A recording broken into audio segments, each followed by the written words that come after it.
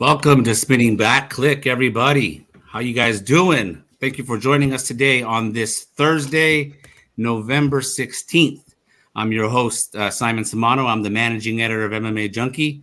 And boy, we have something special today. We are going to go over, if you've been watching and following along for the past month, we've been unveiling our 30 greatest UFC fighters of all time.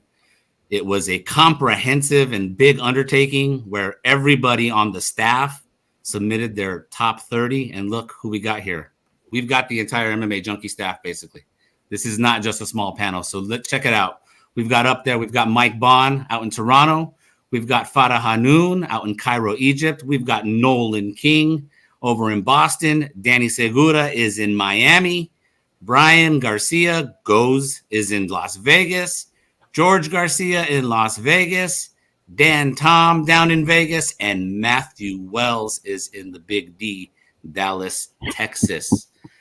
As I said, guys, we just unveiled our 30 greatest UFC fighters list, and if we can get that pulled up, cold coffee on the ones and twos, there it is.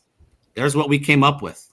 A very comprehensive list where we all had a say in this. And so if I can explain to the viewers who may not have been following along the entire time, we had everybody on the staff submit their 30 greatest fighters of all time. And from that list, we used a point system. So if you ranked the fighter number one, he was worth 30 points. Number two fighter was worth 29 points. Number three was worth 28 points, so on and so forth. We took all of those numbers, came up with points, and that's our list right there. George St-Pierre was at number one. John Jones, number two. Demetrius Johnson, number three. Anderson Silva rounded out our Mount Rushmore at number four. And you can see big names, champions, double champions throughout the list.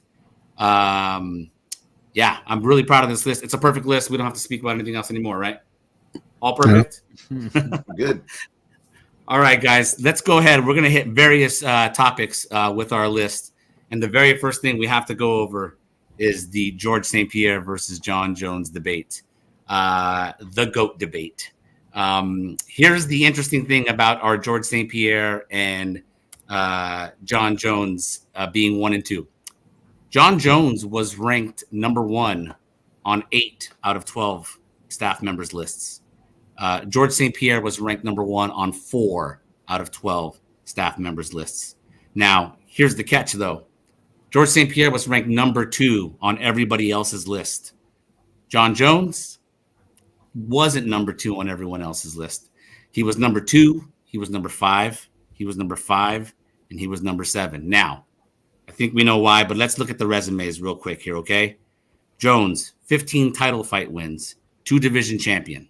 Had 8 consecutive title defenses in his first of 2 title defenses. It was 3 in his second title defense at light heavyweight, in his reign at light heavyweight. George St-Pierre had 13 title fight wins. He had 9 consecutive title defenses during his welterweight title reign, and he also was a 2 division champion. Now, of course, the biggest knock against GSP are his 2 losses to Matt Hughes and Matt Serra, but in fairness, he avenged both of them, and he avenged both of them in dominant fashion. And of course, the biggest knock against John Jones is his complicated history with failed drug tests. So we end up with GSP at 1. We end up with John Jones at number 2. I'm going to start with our senior reporter, Mike Bond, as somebody who did rank John Jones number 1. Give us your thoughts on John Jones being number 2.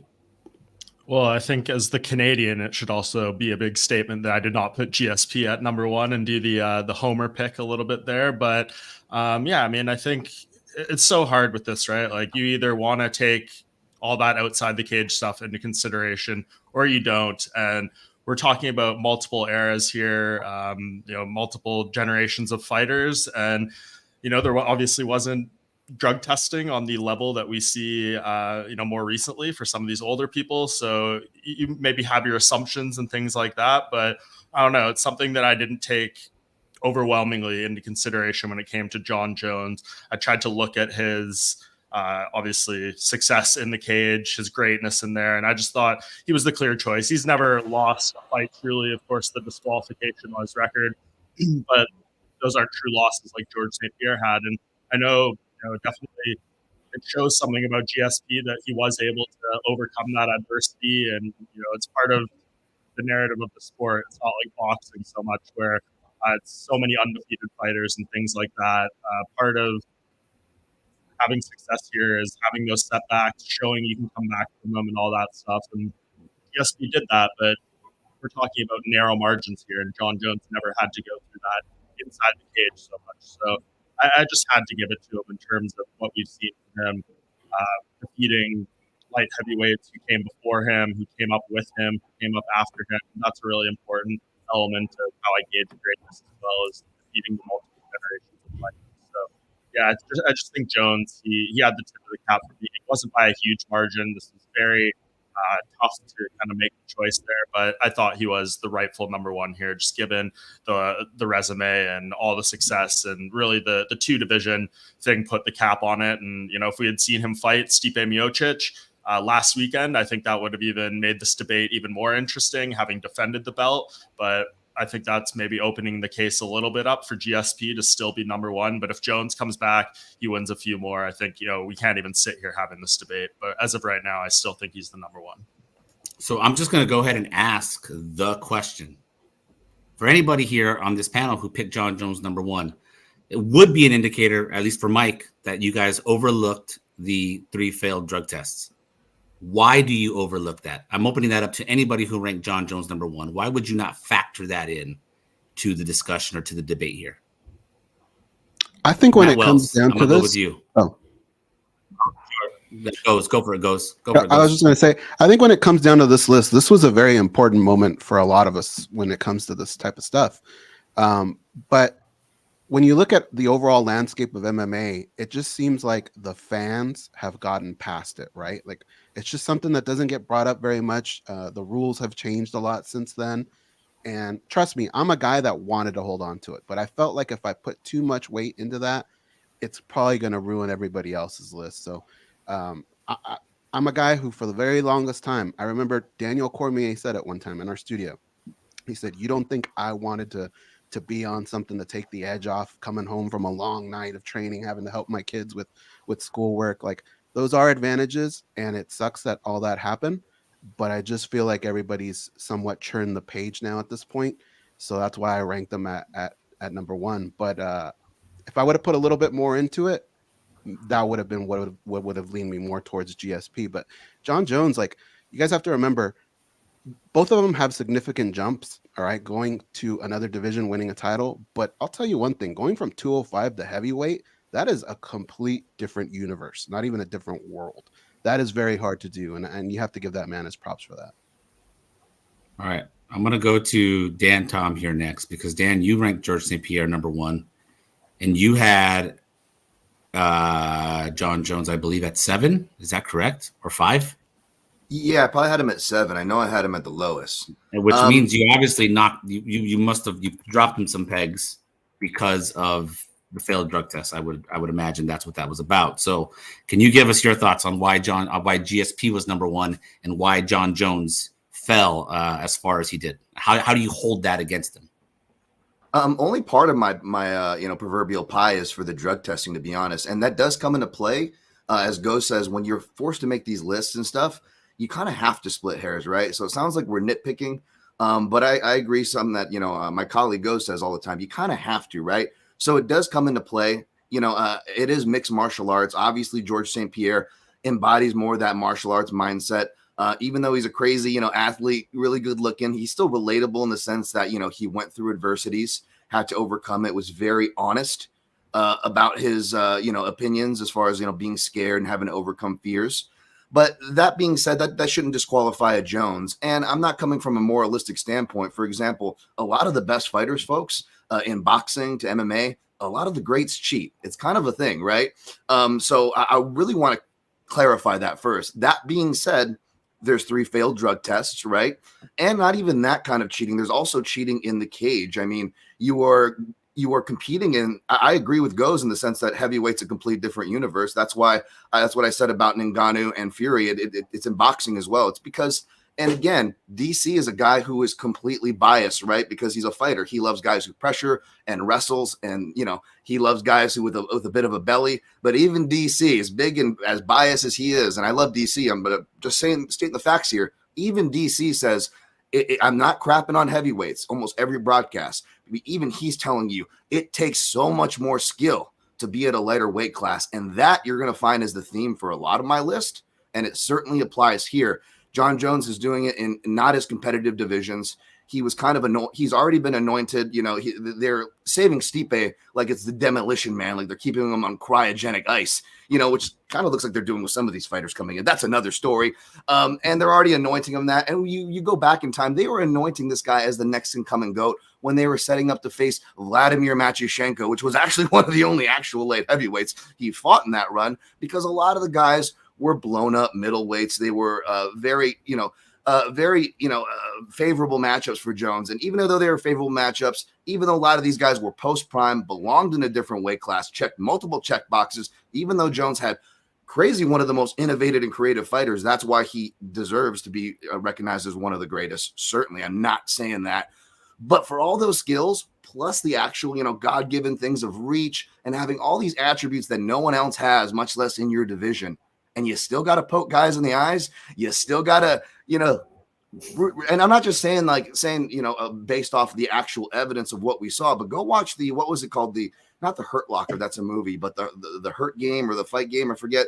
It's got Gary Goodrich, and it talks about a lot of fighters post-concussion. You have interviews with John Jones, straight out of the horse's mouth or the goat's mouth to some of you. He's saying himself that he cheats. He's admitting to these things. So you go back, you watch Herb Dean going, John, you gotta keep the fingers up, and John's going, oh yeah, okay, oh yeah, sure, oh I didn't know that. And we have to watch this every time. We have to watch the same pedaled lines every time for one of the weakest damn divisions that the UFC still tries to promote, like we're in the Chuck Liddell grab a Mickey's, get drunk and hit people era. It's been over a decade. Let the new metal go, Dana. Let it go. You've got amazing lighter weight divisions, and that's why George St-Pierre, even though he wasn't amongst the lighter weight class, he was in welterweight, which is not great right now when we're recording this, folks. But for the era George St-Pierre was competing, it was the best era of welterweights. He fought multiple generations. So George St-Pierre gets it, not just for the drug reasons. I don't want to come off moralistic. Sure, he did it in a better division. He had the adversity. He didn't have the help, and and he didn't openly and admittedly cheat. You're going more on merit, just looking at the fights, the resumes themselves, and obviously factoring in the PEDs, but maybe not so heavily as some of us may have. Interesting take there from Dan. I also think Dan hit on something that was interesting about John Jones. There's people who say the beginning of John Jones's reign at light heavyweight, he was taking out legends who were past their primes already, so it kind of weakens his resume in that respect. Whereas with George St-Pierre, dude, that was killers, all killers, his entire career. I'm going to go to Fada real quick because Fada had, she's interesting in that she ranked John Jones number 2 and GSP number 1. So GSP 1, John Jones 2. You're the only one who had it that way, which means maybe you didn't really factor in the whole PED thing too much, or maybe you did. You want to shed some light on your thought as to why GSP was your number 1 and John Jones number 2, Fada? Yeah, it was the PED thing for me personally, because I think for me, they're 1 and 2. That's my personal opinion. I know a lot of people share that opinion as well, but you have to nitpick when you're looking at two guys. When you look at football, or I should say soccer, Ronaldo, Messi, it's nitpicking. That's what people do. They do it every single day. I know people might say because Messi won the World Cup, it's different now, but you nitpick. That's what you do when you're looking at two guys who have incredible resumes. And it's too many mishaps with John Jones when it comes to USADA. I know my opening line seemed to rub a lot of people wrong when I said if you're looking at the perfect example in and out of the octagon. I was not talking about John Jones's personal life. I mean, it is something to factor if you're judging him as a person, but when we're talking about his skills, I wasn't factoring that. I was talking about the USADA mishaps. So for me, I couldn't ignore it. Like when you're, I know it's like he didn't knowingly take it and stuff. There's a lot of like suspicion and weirdness around his case. And I don't know, he outed somebody else so he could get a reduced sentence or whatnot.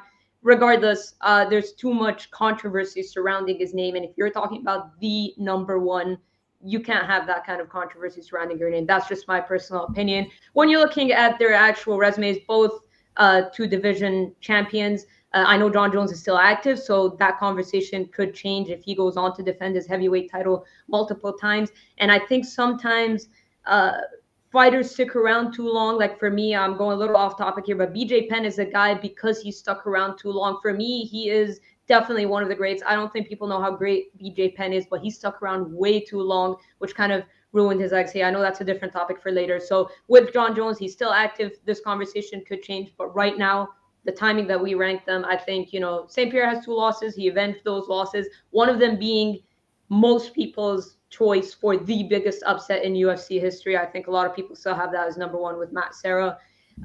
Just the guys that he's beat, the fact that he didn't come up from a specific background, I guess similar to John Jones, but GSP managed to be probably arguably the best MMA wrestler along with Khabib, but Khabib comes from that Sambo background. So just all those factors with George St-Pierre, I think for me is why. And him coming off of that layoff, similar, I guess, to John Jones, beating Michael Bisping, who was the champion. It wasn't a vacant title fight.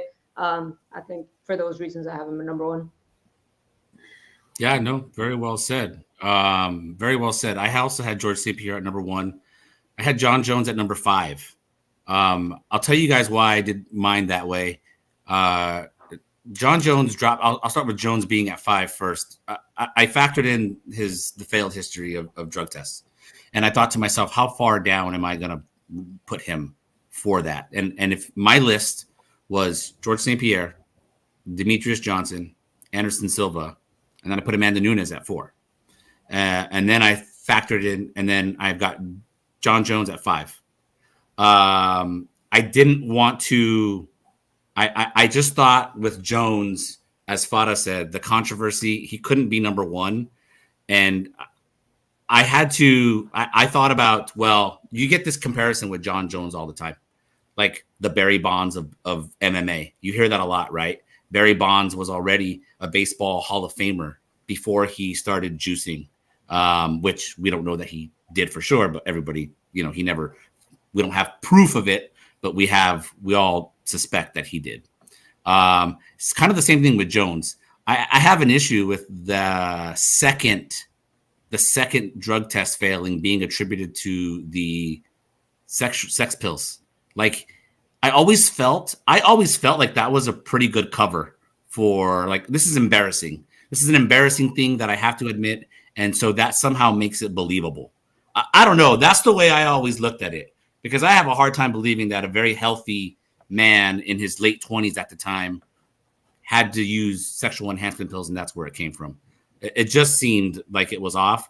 But moving away from Jones and GSP, it's just that resume, man. I mean, that resume with GSP, again, I get that he lost to Matt Hughes. It was his 3rd UFC fight, his 8th overall fight against Matt Hughes, who had like 40 fights at the time, who was obviously already on his way to being an all-time great. So that was 1 loss. Matt Serra was a huge upset, but he avenged both of them. And I'm sorry, I just look at that resume afterwards when he became the undisputed champion for the 2nd time.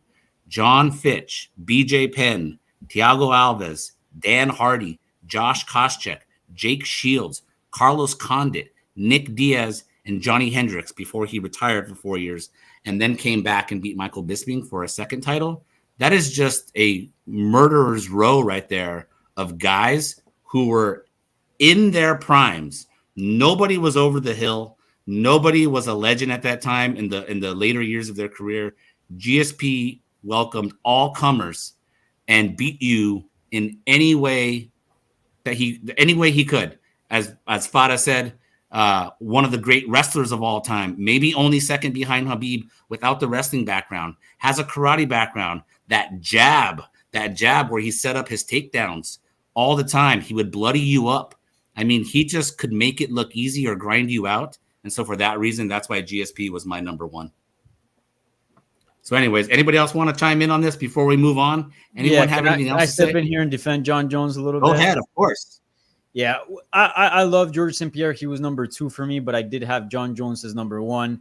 I had George St-Pierre number 1 for a very long time, but things changed after John Jones became heavyweight champion and tied him.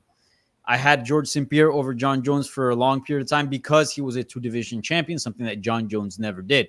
But once he evened that out, you just look at the record and John Jones never lost. Yes, he has that loss to Matt Hamill, but we all know it wasn't a defeat. Where we saw George St-Pierre actually lose, take L's, clean L's, no controversy, no DQ, no nothing. And on top of that, just the way he was doing it, he was dominating guys far more than George St-Pierre. Obviously, George St-Pierre had some dominant wins as well, but a lot of it wasn't the most exciting title reign as well. Like he would use a lot of wrestling. He would use a lot of certain things to kind of stall out the fight and not necessarily just run through somebody like John Jones did. And I completely left out the whole PED thing when I made this list. That was not in my mind, just because it's a different era. George St-Pierre didn't fight in the era that John Jones was fighting in, or at least for a grand majority, because they did obviously overlap for a good bit. But what does that have to do exactly, though? What does that have to do with for drug testing?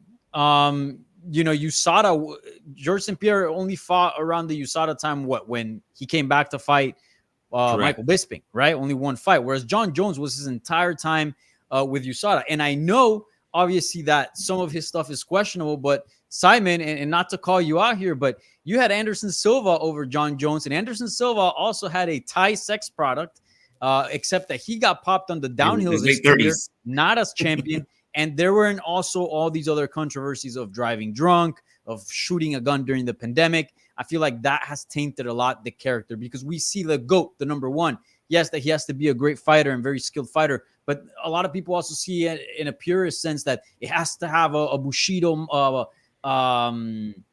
spirit and be this, outstanding citizen. He doesn't. But when you have, he does not. But when you have someone like George St-Pierre who happens to be that great and carries that has nothing to do with fighting. That's completely separate. It helps him. It helps his case. It absolutely helps his case. The greatest fighter of all time is, and that's what we got to judge. Also, real quick, I know a lot of hate thrown on John Jones' way because of the testing, and okay, I get it.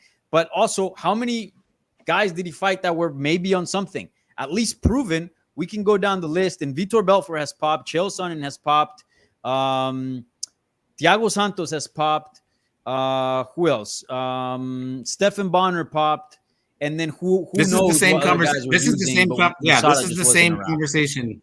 It's the same conversation we have about Barry Bonds, who I just mentioned. How many home runs did he hit off of juiced pitchers? Same thing that gets brought up.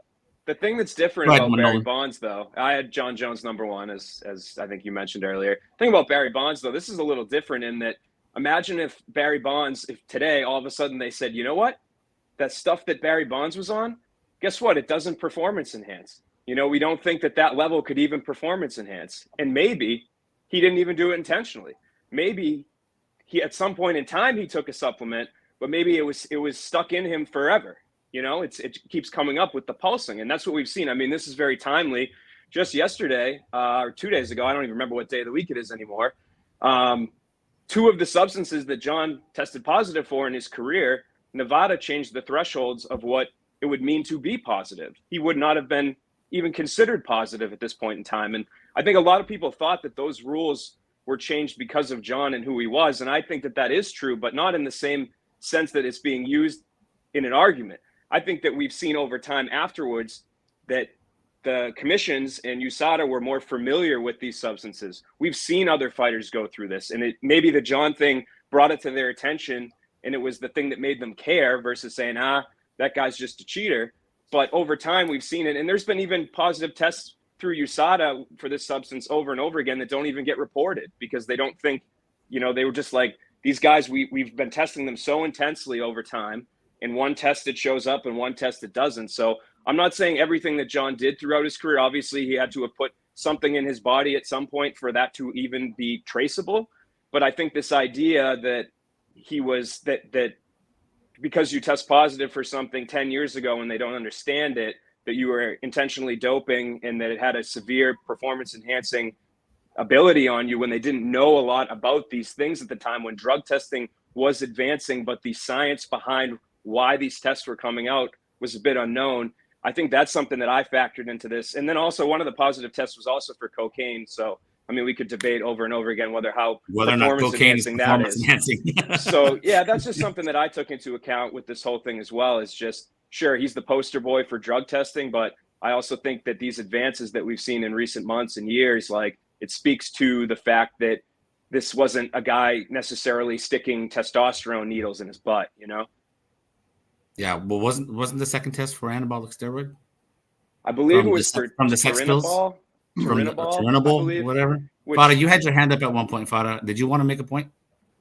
Yeah, no, I was just gonna say that if we're talking about dominant title runs, and this is why it was so hard for me to put Anderson Silva at number 3, is because I did consider the PED thing, because Anderson's one of the reasons I got into the sport. If we're talking about dominant title runs, no one did it like Anderson Silva. So for me, I would have had him potentially at number 1. I know he didn't win a title in 2 divisions like the other ones, but if we're looking purely on dominant title reigns, and maybe he stuck around too much with his record, it's like the reference I made with BJ Penn. But with John Jones, there were those multiple close title fights with Dominic Reyes, Thiago Santos, Alexander Gustafsson, fights that people felt like he may or may have not won. So that's why the PED thing, again, nitpicking, but that's why for me it factors in. But if we're looking at dominant title reigns, Anderson Silva for me stands out. Nobody did it like him. Like, if you've experienced his title reign, nobody did it like him, in my opinion. But I had to factor in the PED thing, and I factored in the two titles in 2 divisions, which is why he was my number 3. But yeah, continue. Yeah, no.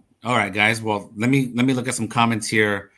James Bradley, who's watching on Facebook, says, how could Jones be number 1? He cheated. His past victories are tainted. GSP is the GOAT, best well-rounded fighter ever.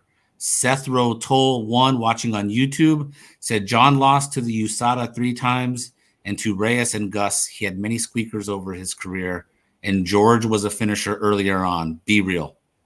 Those are some takes from a couple of viewers. Well, I would say this. Matt Wells' finger up. Yeah, that one got my finger up when you say Matt Wells' finger is up. Let Matt Wells speak. When you try to say that GSP was a finisher earlier and John Jones wasn't, look at the run John Jones went on to start his championship run. Okay, we're talking about a guy that's still a champion in Bellator right now, and Ryan Bader choked him out, and then say, you know what? I'm not busy next month. Let me go ahead and finish Shogun, okay, who had the title. And then he went on that incredible run of just finishing Rampage, then Machida, and then he had a decision over Rashad Evans.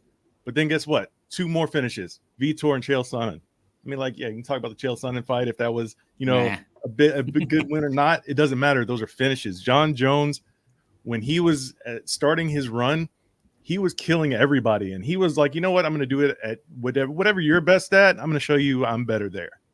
So he was a guy that just proved consistently that he was better. I will say this everywhere.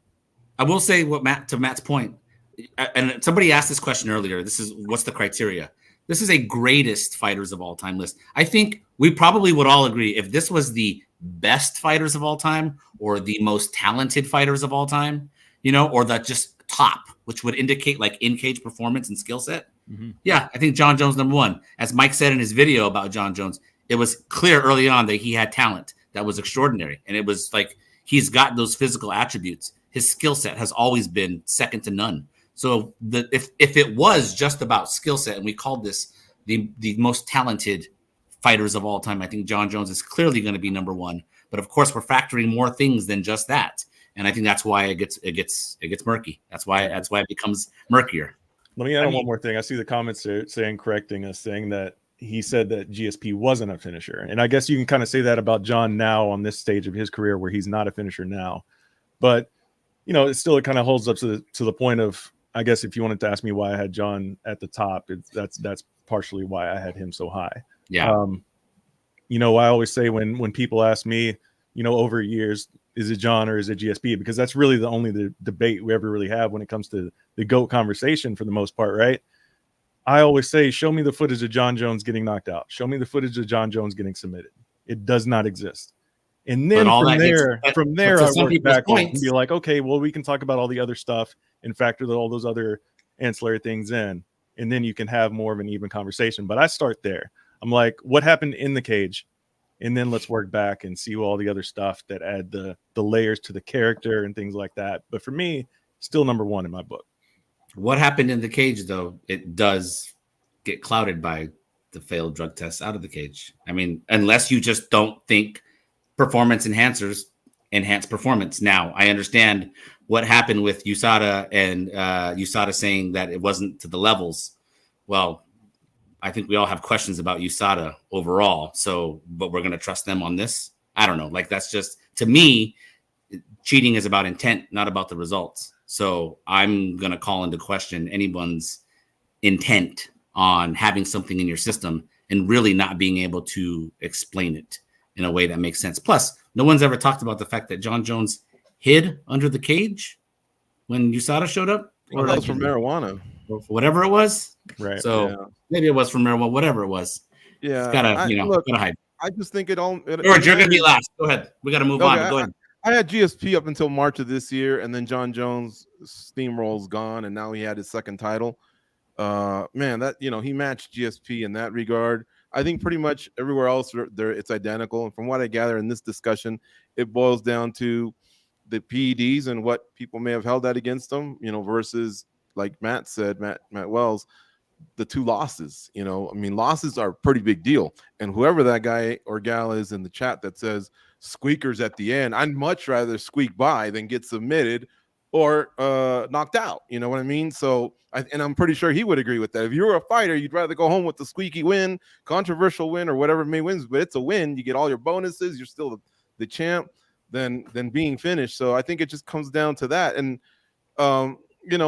Fada penalized them, but only one spot. A few of the others penalized them multiple spots. I would only ask, and I think you already covered it, Simon, but just what was that landing spot for? That because I think at that point, if someone's cheating, you almost just don't want them on your list at all because that's how strong. No, because I had to start. I would factor in John Jones's pure skill set. I did factor in the fact that he's probably the most talented fighter we've ever seen, and he has a high fight IQ and what he's done in the cage. So I had to figure out where I was comfortable putting him with those transgressions of the PEDs ahead of somebody where I'm like, okay, he's still better than that fighter or better than these fighters. So again, it doesn't ruin everything for me about John Jones. It's just something that I couldn't overlook completely either. Let's not forget that Hendricks fight too. It's not like George St-Pierre. That was a questionable fight for GSP too. Yeah, that was a questionable decision for GSP. I think that one gets a bit blown out of proportion, and I just wanted to say that he squeaked by Gustafsson, but he arguably lost to a one-legged middleweight in Thiago Santos, and he did lose that Dominic Reyes fight under any. I agree with that. Under any era of criteria, and those did, and I think we get too wrapped up on the drug thing, so I know we want to move on, but I just will point. I'm looking at skills, and I actually disagree with Simon, even though I agree with a lot of the things. If we're going skills, we're more in the pound for pound. And then we're looking at fighters in the lighter weight classes who there are some on this list that we'll talk to that outshine John Jones in that. So I will say this, don't get too hung up in the drug era, but look when the drug testing, I know George St-Pierre barely fought as well, but look at the times John Jones did fight. And those were all pretty much bad performances minus, running through Cyril Gane. By the way, guys, 2023, still only like 3 people grapple at heavyweight. So go ahead and weigh that belt real high. But yeah, outside of that, and then the card where the rematch with Gus, where they had to move a whole card because of John Jones's drug drama. I mean, affecting this list, it affected 24 freaking fighters in multiple states. All right, yeah, those are his 2 dominant wins in this whole last better part of a decade. All right, last few comments here, just some good ones. Seth Rotol said, "Great point." I think he was talking about Matt Wells. Start at the fighter's weaknesses when you're talking about the very best, right? Pointing out skills will take too long. Seth Rotol also said, in reference to George St-Pierre, his face lost to Johnny. So, and yeah. So, anyways, guys, this was always going to be the thing that we spent the most time on. Really healthy debate. We just spent about almost a half an hour talking about that topic alone. So we're going to move on to the second topic. Good stuff all around. I really appreciate everyone's viewpoints, and we've got more of it coming up. So let's keep it rolling. The next topic that we're going to discuss, and I thought this one was interesting because as our list unveiled, when we revealed that Khabib Nurmagomedov was number 5, that brought about a lot of strong opinions about Khabib, and it's pretty simple in the sense that Khabib went 29-0. I believe he went 13-0 in the UFC, but again, he's only got 3 title defenses. His title victory was against Al Iaquinta. He's got a couple of nice other wins against Edson Barboza, and I think also against Rafael dos Anjos, right? So the resume, I think, is what a lot of people call into question. So, let's talk about Khabib a little bit here, being number 5 on our list. I'm going to start with Matt Wells. Matt, you had him ranked number 4, so right around where he should be. Matt, why was Khabib so high on your list? To your point about him beating Al Iaquinta for the title, not his fault. He was originally supposed to be Tony Ferguson. Tony Ferguson got hurt. It was supposed to be Max Holloway. Max Holloway couldn't cut weight in time. So, hey, the only person available at the time to keep the card intact and keep Khabib, fighting, Al Iaquinta. He stepped up. Absolute gangster move for him. But, hey, at the end of the day, it started Khabib's reign. And then people always want to discredit his title reign like he didn't fight anybody. Look at the last 3 names he fought. I mean, he fought Conor, Dustin, and Justin Gaethje. Like, are those not some of the top names in the history of the sport, especially at lightweight? Like, what are we talking about here? I saw those comments quite a bit on our post, saying that he didn't fight anybody. I'm like, these are the same names that we're talking about everybody wants to see today in the top fights and the top billings on pay-per-views. So to say that Khabib didn't fight anybody in his title reign is kind of crazy to me. Like, those comments didn't make any sense to me. But the reason I have him so high is because of that 0 on his record. Everybody dreams of having the undefeated record. We kind of say that John Jones has the undefeated record with the asterisks, right? To the, the Matt Hamill loss. But then, of course, like as we just mentioned, the close split decisions, whatever have you. Khabib only really had one of those with the Gleason-Tebow fight. I think some people think that, Gleason beat him. I'm actually still kind of on the fence about that one, but I generally lean that Gleason probably won that fight. But also, when you look at the way Khabib fought people, he never really tried to disguise what he was going to do. Everybody knew what he was going to do. Maybe in a couple of those last fights, like, hey, he tried to stand up more.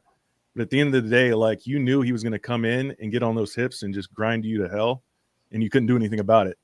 Like, no matter, like, everybody knew the game plan, and you still couldn't stop it. Like, there were no surprises. Khabib was like, hey, I'm showing up. I'm going to grind you into the mat, and you can't stop me. And it's like nobody could do anything about it. That's super impressive to me. Add that to the undefeated record. And my last question that I would throw back to anybody who wants to answer it, or anybody in the comments watching, if Khabib was still fighting right now, would somebody have taken him off the throne? Who in the lightweight division would have knocked him off right now? Yeah, I mean, well, Islam would be an interesting fight, but we know they wouldn't fight. Never so see you that. would get in a very weird dynamic. But I mean, the Charles Oliveira fight is really the only thing missing. If he had got that one, I mean, I had him 10, which I think is lower than some people. You had him 10, Mike. If he would have jumped up like 5 more spots if he had one more defense, if he had fought Charles Oliveira, which was really the missing piece there.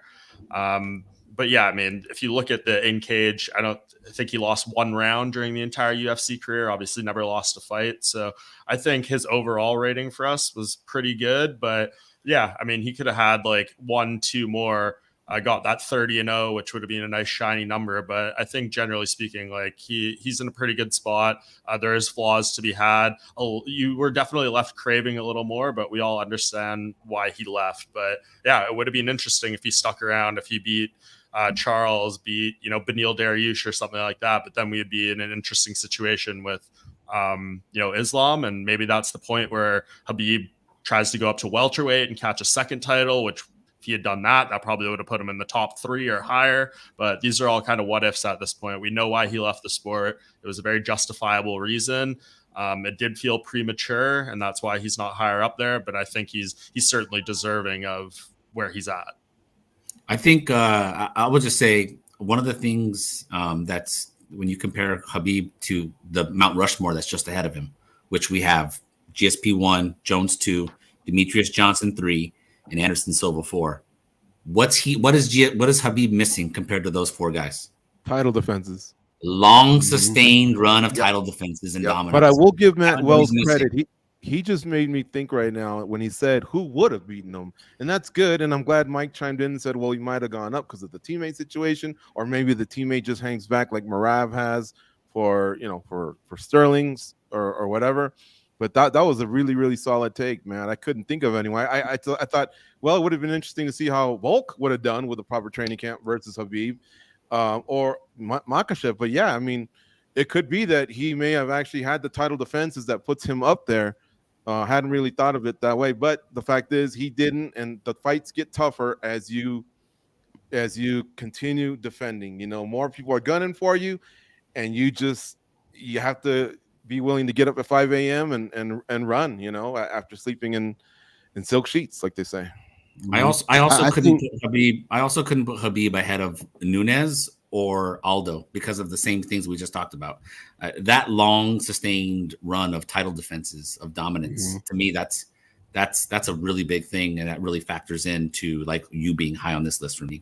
Sorry, I cut you off. Go ahead. No. I mean, that's what we're talking about, the greatest. And when we do that, we do have to nitpick at some of these things. And if you talk about the guys that are ahead of them, one thing that they share is they kind of did it over multiple eras of the sport. And that's the one thing that I think, you know, when you add in title defenses, Khabib just left us all wanting more. And I understand why he left, but maybe padding that record just is going to hurt a little bit. If we do this list, if we were to do it, I don't know, 5 years from now, I think he's just going to continue to drop because of the greatness that some of these guys are doing in this sport. I agree. That's just going to happen. You know, in boxing, there's a lot of fighters that retired undefeated, but they don't get talked about a lot. When's the last time somebody brought up Joe Calzaghe? He was undefeated. Nobody, you know, it just kind of, it's not the end all be all. And even Floyd Mayweather, he's undefeated. How many times do they poke holes at him, right? So I think as time moves on, he's just going to drop little by little. And I think it's because, and I'm not saying he had to stick around for another 5 years. Really, it was only maybe 2 to 3 more fights. I think probably would have been very, very hard to ever argue this guy. Yeah. For Goes, you had him at 5. You put him at 5 on your list. So he got right there.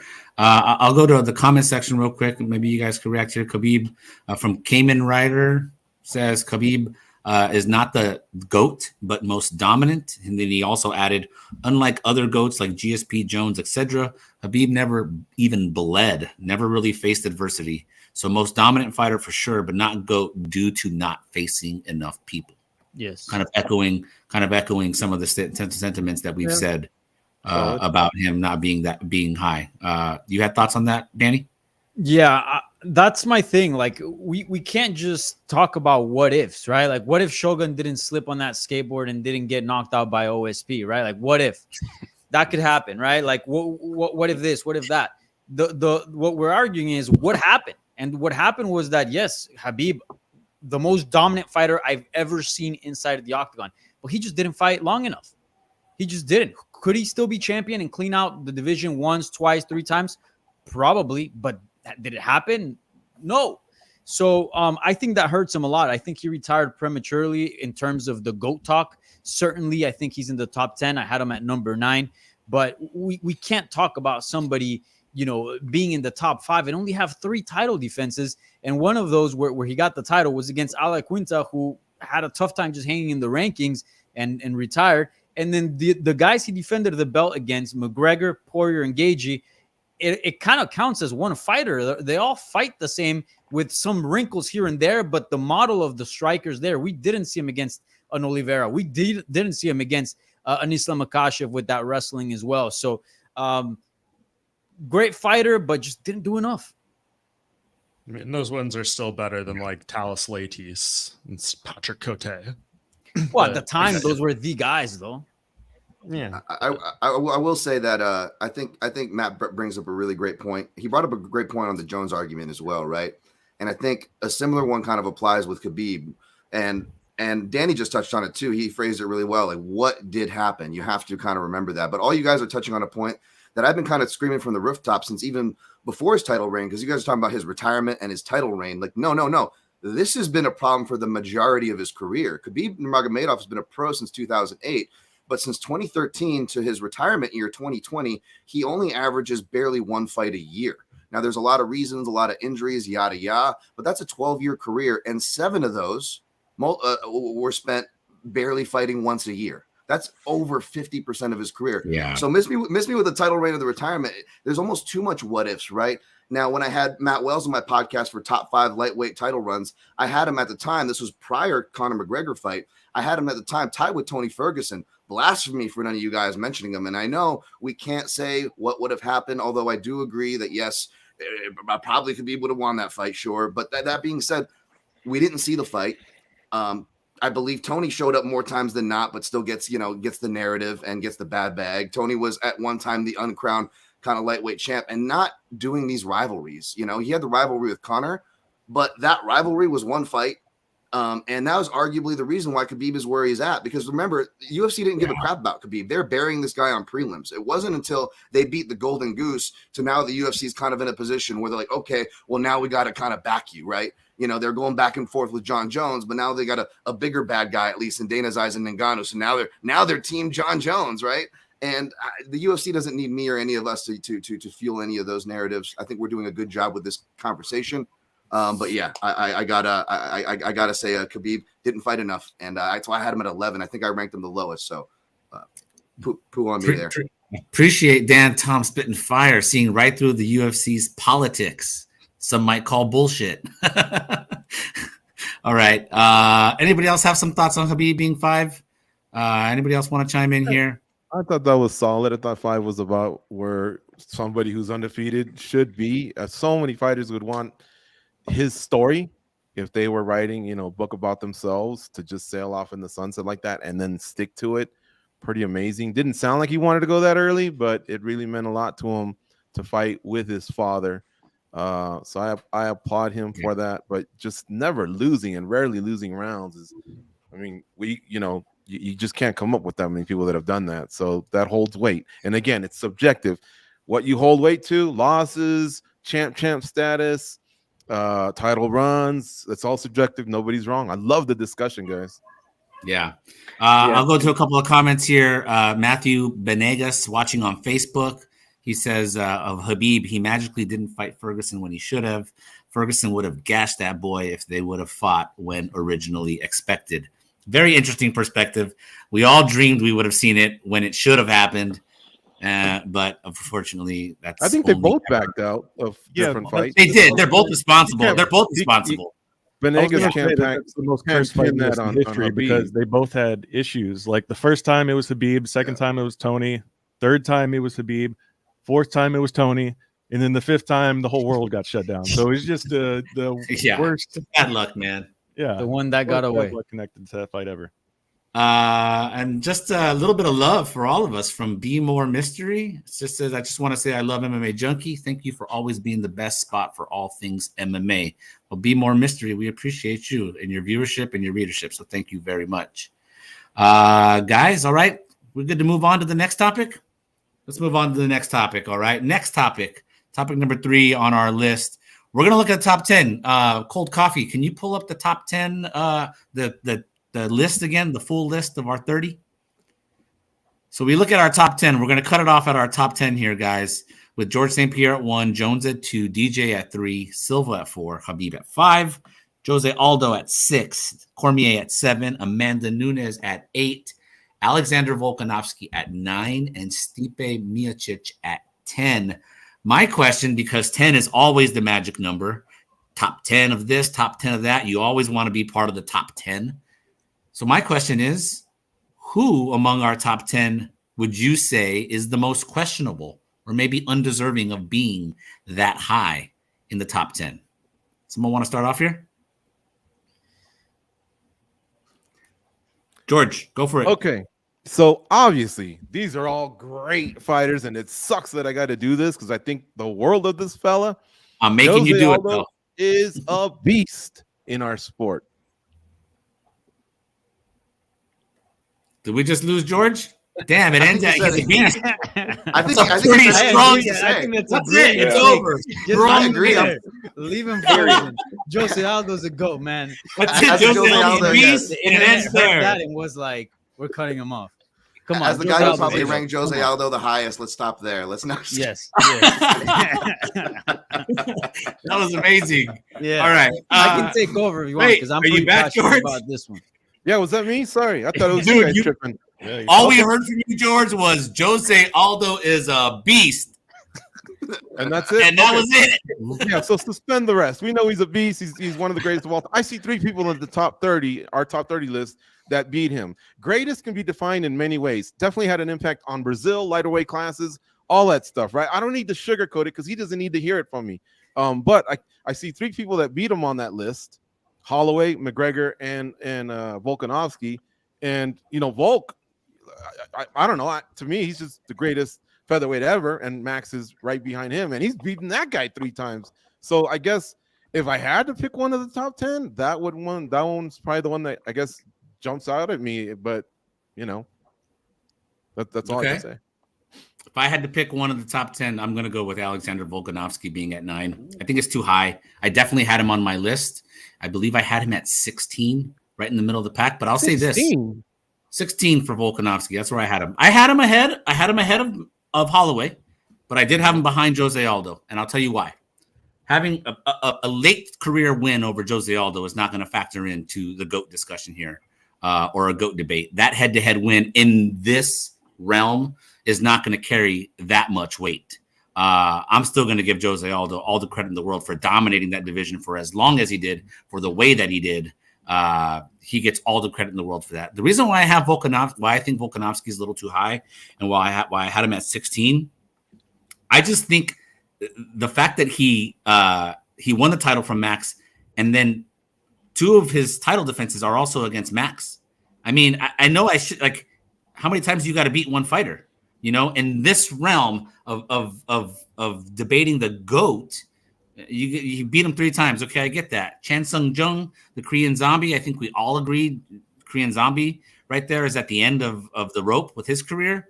So he's got a nice win against Brian Ortega, is really what I'm looking at. And I realize the title defenses, what is it, 5? 1, 2, 3, 4, 4? We're at 5. We're at 5 title defenses for Volkanovski. I just feel like even if I were to compare him to some of his contemporaries, champions, like, I don't think he's greater than Kamaru Usman. I don't think he's greater than Israel Adesanya. But that's where he ended up on our list. He ended up ahead of both those guys. And I would argue that both those guys had longer, dominant, more diverse reigns in their championship run. Now, Volkanovski's still writing his story. So I think Goes at one point tweeted, his story is continuing. And maybe at some point down the line, he could climb further on this list. But for now, I just felt like number 9 was too high. Yeah, and I think that's fair. I mean, looking at this, I think him and Usman are the only 2 that fought in between the time we voted and now. Is that true? Am I missing anybody? So that may be accurate. It's kind of tough. Yeah, she must have as well, right? So yeah, it's kind of hard to put somebody in full context when their career is not all the way done, when they're kind of in that peak. And so maybe if we redid this list in 5 years, we would have him a lot further down. I kind of tend to agree with you. If I had to pick a name, it would probably be him. And it's kind of in the same light of what people seem to hold against Khabib, right? Like, he retired without the full context, which, granted, good for him. Like, leaving with the house money, I don't think we can fault him for that. But yeah, I think maybe this is the one that if I had to point to recency bias in terms of placement, I think this partially due to recency bias and him being the number 1 pound for pound fighter in the world at the time we voted. And then also I think, the fact that his story kind of hasn't been fully written yet. Yeah. And then also too, I'm going to look to George and Goes for some response here, but the fact that someone like Volkanovski, because Nolan just touched on recency bias, which is something we'll talk about later, Volkanovski being ahead of guys like Chuck Liddell and Randy Couture, I mean, how do you stand for that? I mean, those guys are all-time legends, and Volk's still in the middle of, his greatness is still being played out. I just think it's impressive that the guy has come in, steamrolled older guys, younger guys, whoever they put in front of him. His biggest rivalry is Max Holloway, who he beat 3 times. And by the way, I'm someone who thought he lost the second fight, but we go what the results are, right? He's got 4 title defenses. And at one point, you could have made the argument that he might have been the second best lightweight in the world, as well as being a guy that cleaned out his division when he fought Islam Makhachev. I mean, he really did well in that fight, but it's just a lot of wins and a few losses and title defenses. To me, that's golden. if we're gonna argue about like he caught Aldo at the end, yeah, I suppose. Then what's the point of having Jones versus Miocic? And I know, Simon, you didn't make the matchup, but I'm just saying, I don't want to see that fight. Do that to Jones and say, well, you beat the GOAT at heavyweight, you caught him on the end deal. But again, I know you didn't say that, but we can nitpick, back and forth with those types of things, and that's the fun part of doing something like this. But I don't know. I've just been impressed with everything Volkanovski's done, just completely wiping out a division where they have to run, we have to watch reruns. Goes, how about you? He's got no weaknesses. That's the thing. Like, you brought up two names, Chuck Liddell, Randy Couture. For as dominant as they were in their times, I think you could still look at their games and say, okay, here are the deficiencies. It's just up to somebody to prove us wrong. They weren't able to do that. The fight game has evolved. They fought in different eras. I mean, but this dude, even today, like when you look at his game overall, the only thing I can ever nitpick on him is just his decision making, really. But other than that, I mean, he's a monster, and I guarantee you, if we do this list 5 years from now, he's going to be way up at the top. Let's get somebody to react to Ronald E. Smith, who's watching on YouTube, and answering our question: which top 10 ranking do you question the most? Ronald E. Smith says definitely Stipe, who was number 10, only beat one dangerous challenger. The rest were past their prime fighters. Anybody want to respond to Stipe being 10? Anybody want to respond to that, Mike? I mean, I think he's probably been knocked out, right? More times than anyone in the top 10. Maybe I'm wrong. That's just me guessing off the top of my head. But yeah, I mean, there is a little bit of volatility, obviously, at heavyweight. We saw him, give up the belt and take it back multiple times, which is a feat in its own right. But to win the belt back, you do have to lose it. So yeah, he is a tricky one, but I think he obviously gets a lot of respect just due to the fact that he has the title defense record at heavyweight. That division has just been so unstable in terms of having a long-term consistent champion for, going on almost like 2 decades now. So that is a tough one, but the heavyweight gets a lot of cachet around it. That title defense number we just showed gives him a lot of credibility. So I understand it. There's maybe more skilled fighters, more consistent fighters, but this is, I guess, the conundrum of this list, right? You're trying to balance accomplishments with talent, with eras. You made a good point there, Simon. Obviously, the game has evolved. So, if you're just talking about who's the best guy or doing head-to-head matchups, George mentioned earlier, this guy has, beaten multiple other people on the list. It's hard to craft something perfect when you're taking all those things into accommodation. So the way I kind of went into this thing was trying to, put each era in perspective and then combine them together and rank them that way, which was a very difficult thing to do. But I think that's why Stipe does get his respect in there. But if you want to tell me he should be a little lower, 13, 14, 15, I'd be fine with that. But I definitely wouldn't have put him a whole lot higher on this list either. Farah Slim says, let's hear what the lady at the top right has to say, please. Now, you got a response to this topic here, whether it's somebody else in the top 10 that you think doesn't belong, or maybe specifically since we've been talking so much about Volk and Stipe? Well, I mean, I had Stipe at number 12, so I think if I had to pick, it would be him or Volk. Those are the two guys that were not on my top 10, but very close to it. So, I mean, Stipe is about to fight John Jones, right? So I guess I'll throw a question at everybody. What happens if he beats John Jones? How far up does he go on everybody's list? Right. Yeah, he would climb. That would be obviously a big solid, one. Yeah. Huge feather. Yeah, I had Stipe at number 10, I think, or no, actually, sorry, no, I had him way below. But I'm just saying, Stipe at number 10 is understandable because, yeah, he's gotten knocked out more than anybody else in the top 10. But he also fought at heavyweight, right? You're most likely to get knocked out at heavyweight than you are at 145, 155, 170. So I think we gotta give him some slack because of that.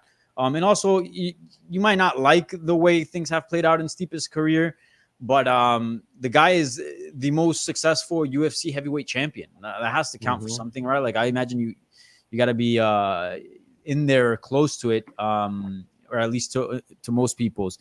The person that I had the most issue with Daniel Cormier.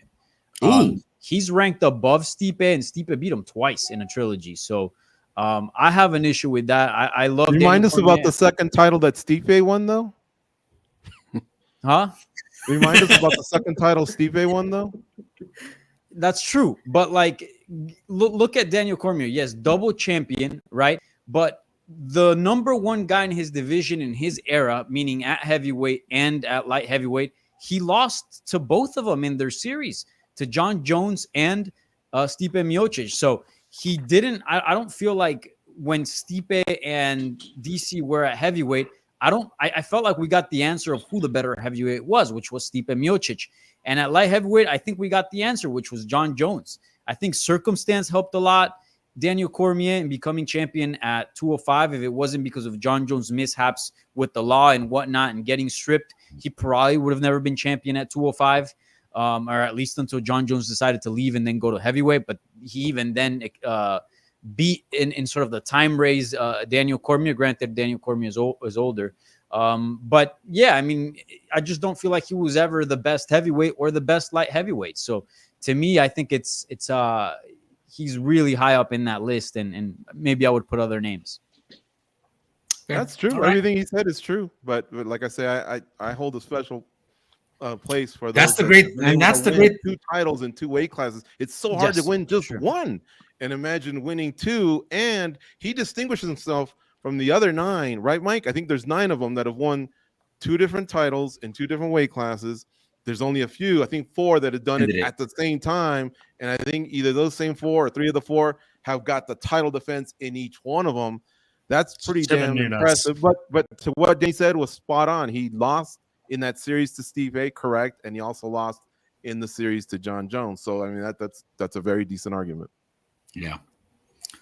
All right, guys. We're good with topic 3. Let's move on to topic 4, and this one is this one's pretty interesting. So we're going to center some discussion here around, well, what you might say is the reason why we're even having this discussion in the first place 30 years later with the UFC still existing. Royce Gracie.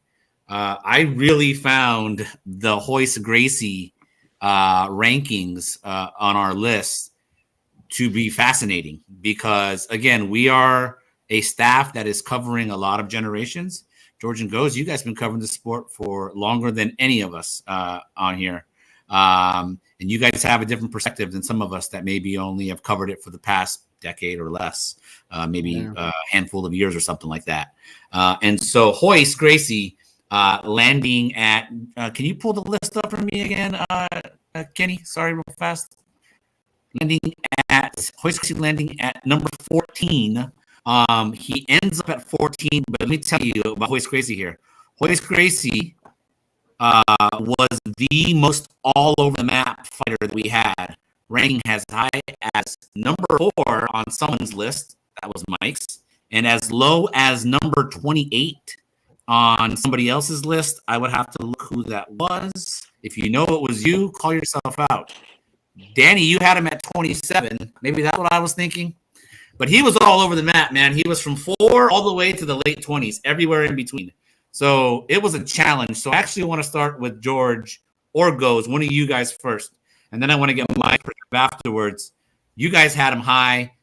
George and Goes, George, you had him at 5. Goes, you had him at 6. Can you, one of you guys, start with Goes here? Goes, I know you feel passionate about this. How much of a challenge was it to rank Royce Gracie, just considering he is the earliest of pioneers who has stood the test of time? It was an absolute nightmare to have to deal with this situation because, look, for me personally, when you bring up Royce Gracie, I feel like we have to put him off to the side and just say, this guy was a pioneer. We wouldn't be here without him. But if we're going to judge him the same way we're judging some of these fighters, it's just completely different. He fought in a different era. If you look behind me, you see these gloves. He didn't even fight with gloves. He only had like 2 fights with gloves, I think, in the UFC. He barely had any fights with rounds. Okay, or rules, incredible, or weight classes. Yeah, or weight classes. Like what he did was incredible. Or judges, and he did it. He did it in NHB though. He didn't do it in MMA. He did it in no holds barred, no rounds, no judges, no gloves. It's just completely different. Now, when we're doing this list and we all make the decision that he will be included, then you do have to kind of match what he did based off of the way the sport kind of works. And what he did was pretty tremendous, right? Winning these tournaments are the equivalent of winning titles back then. And I can't remember who brought it up earlier in the discussion, but kind of like what you left behind, the landscape of what you did. I mean, we wouldn't be here without this guy. Are there things you could poke on in his game? Of course. The matchmaker was his brother, I mean, come on. I mean, there's a lot of things that you could poke at, but ultimately what he did for the sport was tremendous. I just feel like he did it in no hold barred, not in MMA. So I did have to drop him considerably past some of these goats that we're talking about. But at the same time, you can't just completely knock him off the list either. Yeah, Mike, Ghost covered a lot. let's go, George. George, go for Okay. George. Go, George. So I was gonna say Ghost covered a lot. Pretty much of what I would say. I mean, no weight classes, right? And remember, at that time, the sport was really just, hey, which style's the best? Karate, jiu-jitsu, wrestling? We found out, and he would win these tournaments, right? With, I mean, getting outweighed by many different people out there. You see people right now declining fights, going, "No, he's 3 pounds over. I'm gonna teach him a lesson," which I respect, by the way. But I'm just saying that's how much that kind of does make a difference. But back then it was open. And then what he would do, he'd go out there, start somebody. I think it was only 5 minutes of work in his first tournament. He'd go back and have to go through the whole process, probably, stretching and just getting that mentality of back to, going back to war or whatever. Again, usually against the bigger person. The techniques worked at the time. I would almost say, that's probably ridiculous, but I would almost say, and I say this to the PFL fighters, when you win your title, you're the world champ, right? And then you have to come back next year. It's like a regular season, kind of like in football. Super Bowl winner's not the Super Bowl winner the following season, but it's almost like they get cheated out of title defenses, especially the ones that have gone back to back, because they're the champ. They're just not getting those title defenses, and that's what we give a lot of accolades to. But that's what Royce Gracie was doing, and he did it 3 times in UFC 1, 4 times in UFC 2, had that hiccup in UFC 3 where I think he was concussed or whatever. So he took that 1 L because basically I think they'd already rang the bell or something like that. He should have just stayed in the back, and he would have never taken that L. And then he comes back and does it again in UFC 4. I mean, that's simply amazing at the time. You can't say it was way back then, because why didn't anyone else do it? Mike, you have some thoughts? You had him higher than anybody at number 4 on the Mount Rushmore. Yeah, I mean, kind of as I alluded to before, you're trying to cross-contaminate the eras and give people their proper due for what they did at the certain time. I don't need to go over the fight-by-fight resume. George did a good job of doing that just now. But, Simon, you've alluded to it many times. You used in the captions for our social media posts, the Mount Rushmore, right? The Mount Rushmore of MMA. Who are your 4 people going to be on there? And I feel like you can't have a true Mount Rushmore of MMA without having Royce Gracie on there. There's people in the comments saying, know what, Royce Gracie in his prime would be 0 people on this list. He lost to Matt Hughes, who's 21. I get all that. Of course, you can't compare the skill sets of the eras, but in his era, he did the best work. And I think that makes him, all the things we're talking about, greatest, not best, not most skilled, head-to-head, things like that. So for me, we're talking about the greatest. I just had to have him way up there.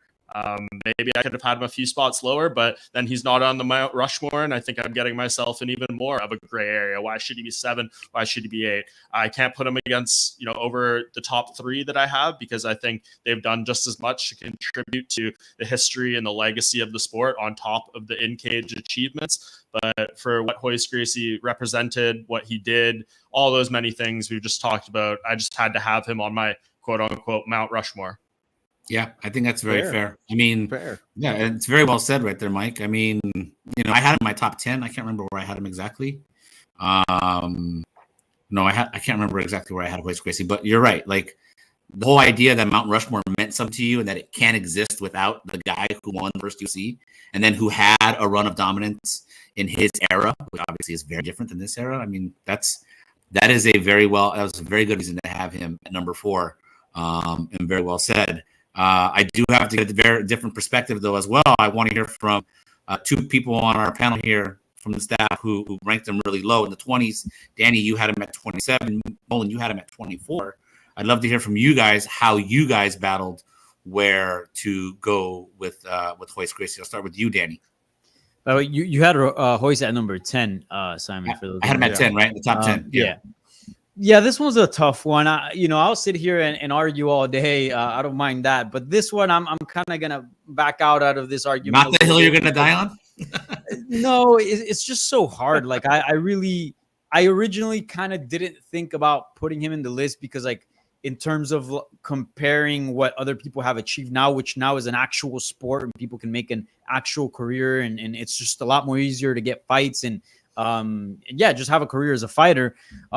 It was just hard to compare the two, right? So like if we're basing it on a sporting merit, who's the greatest sporting wise, Royce kind of gets left out of that because back then it wasn't really much of a sport. It was entertainment and an experiment to see, who was the better martial artist type of thing. But there wasn't like a sporting structure to it, or at least compared to now, like a very good one. So I felt weird about not putting him in the list because he's been so influential to the sport. I mean, for reasons that everybody that spoke previously mentioned. So I think he has to be on the list, but I just had a complete meltdown trying to find the proper ranking. So I just went with the heart, and if it made sense and it kind of felt right to have him over some people, then I did. If it didn't, then I did. And that just happened to be number 27, I believe, for me. But very tough one. I don't know if Nolan can maybe clarify things. No, and I mean, that's really, I felt a lot of those similar things, right? And it comes down to the definition of what is great and all the different intangibles. And he was a bit of an anomaly, and maybe, the fact that Danny and I are the two that had him lowest. I mean, Royce Gracie was fighting in the UFC before I was born, so perhaps I don't necessarily have that proper context that comes with experiencing something live or, a couple years after it happened and kind of being in that moment. But for me, he needed to be on the list. The impact was great on the sport, but I just had a tough time also putting him against. I mean, look at the fighters that are on this list, right? It's very tough for me to put him. It was tough for me to put him anywhere on the list in terms of like where to place him. So I felt like this was fair, but like Danny said, I mean, I think you could make an argument that he could really fit in anywhere here. If you're weighing impact on the sport and impact and influence, if that's your number one thing, then he's going to be higher. But if you're looking at skill level and kind of this more evolved MMA sort of game that we have today in the UFC, then I think you would have him lower. So it really comes down to a weighting system, and it's kind of an imperfect science, right? Absolutely. I think that's one of the great things about this list being greatest. I mean, what elevates a fighter to greatness? For some, it would be their impact, right? First and foremost over their. Because Conor McGregor is going to be one of the most impactful, obviously, people in the sports history. I had him right next to Royce. So for me, right. I think that sort of an impact thing was a bit lower than the actual skill and talent. Yeah, it's where you value impact, and you're looking at other aspects, and that's I think is great about the sport. I mean, with regard to Royce, it's almost like we're having with Royce, and not that our sport is nearly as old as baseball, we're kind of having a Babe Ruth discussion here, right? I mean, you can say and talk about, could Babe Ruth hit a Clayton Kershaw curveball? Well, no, probably not. But for his era, the dude dominated and did everything, right? So and he has stood the test of time.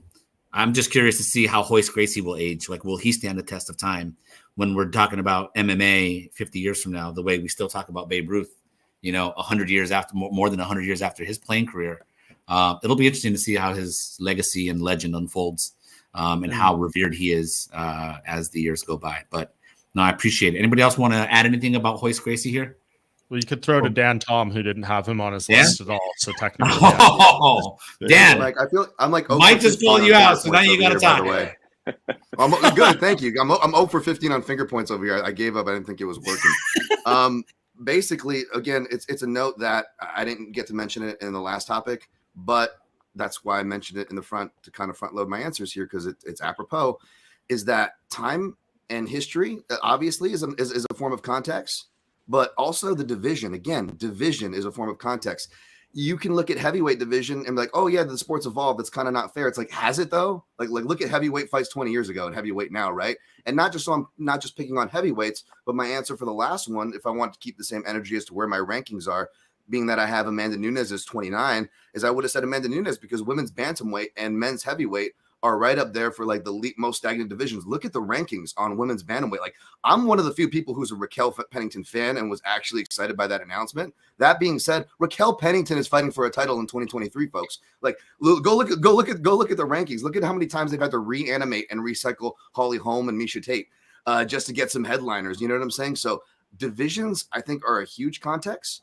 And time is not everything because, and I know my guy Goes is a Sakuraba fan over here. It's like Sakuraba was from those early days, But if this list was open to like MMA greats, obviously, folks, you would start seeing Fedors and other things in that list. And I bet you guys like me and Goes would have Sakuraba up there, probably higher than Royce Gracie, right? Because he beat the Gracies. He had a skill level. And if you want to do that weird MMA math, he beat guys who beat guys that were on this list submitting Rampage, who beat Chuck Liddell when Chuck went over to Pride, right?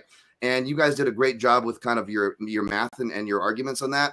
But I just got to come in with the quick and be the Howard Zinn of the group and be a little bit of people's history of the United States and say, just like I'm not going to placate to the popular narrative, not just because it's popular, not just because I'm a contrarian hipster, which is all true and all that, fine, but no, because there is an actual alternate / more real history, and not to get myself kicked out of and beat up in any Gracie gym that I go in the future, but their history is very puffed up, folks. It was a martial arts woo-woo sale that got this UFC started.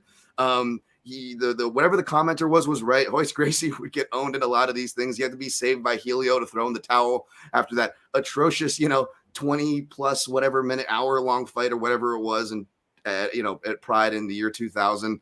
I didn't rank Royce Gracie, but Mike Bond did an excellent job with the distinction of Mount Rushmore, because he's in the Mount Rushmore list. I also didn't rank Ronda Rousey, because Ronda Rousey,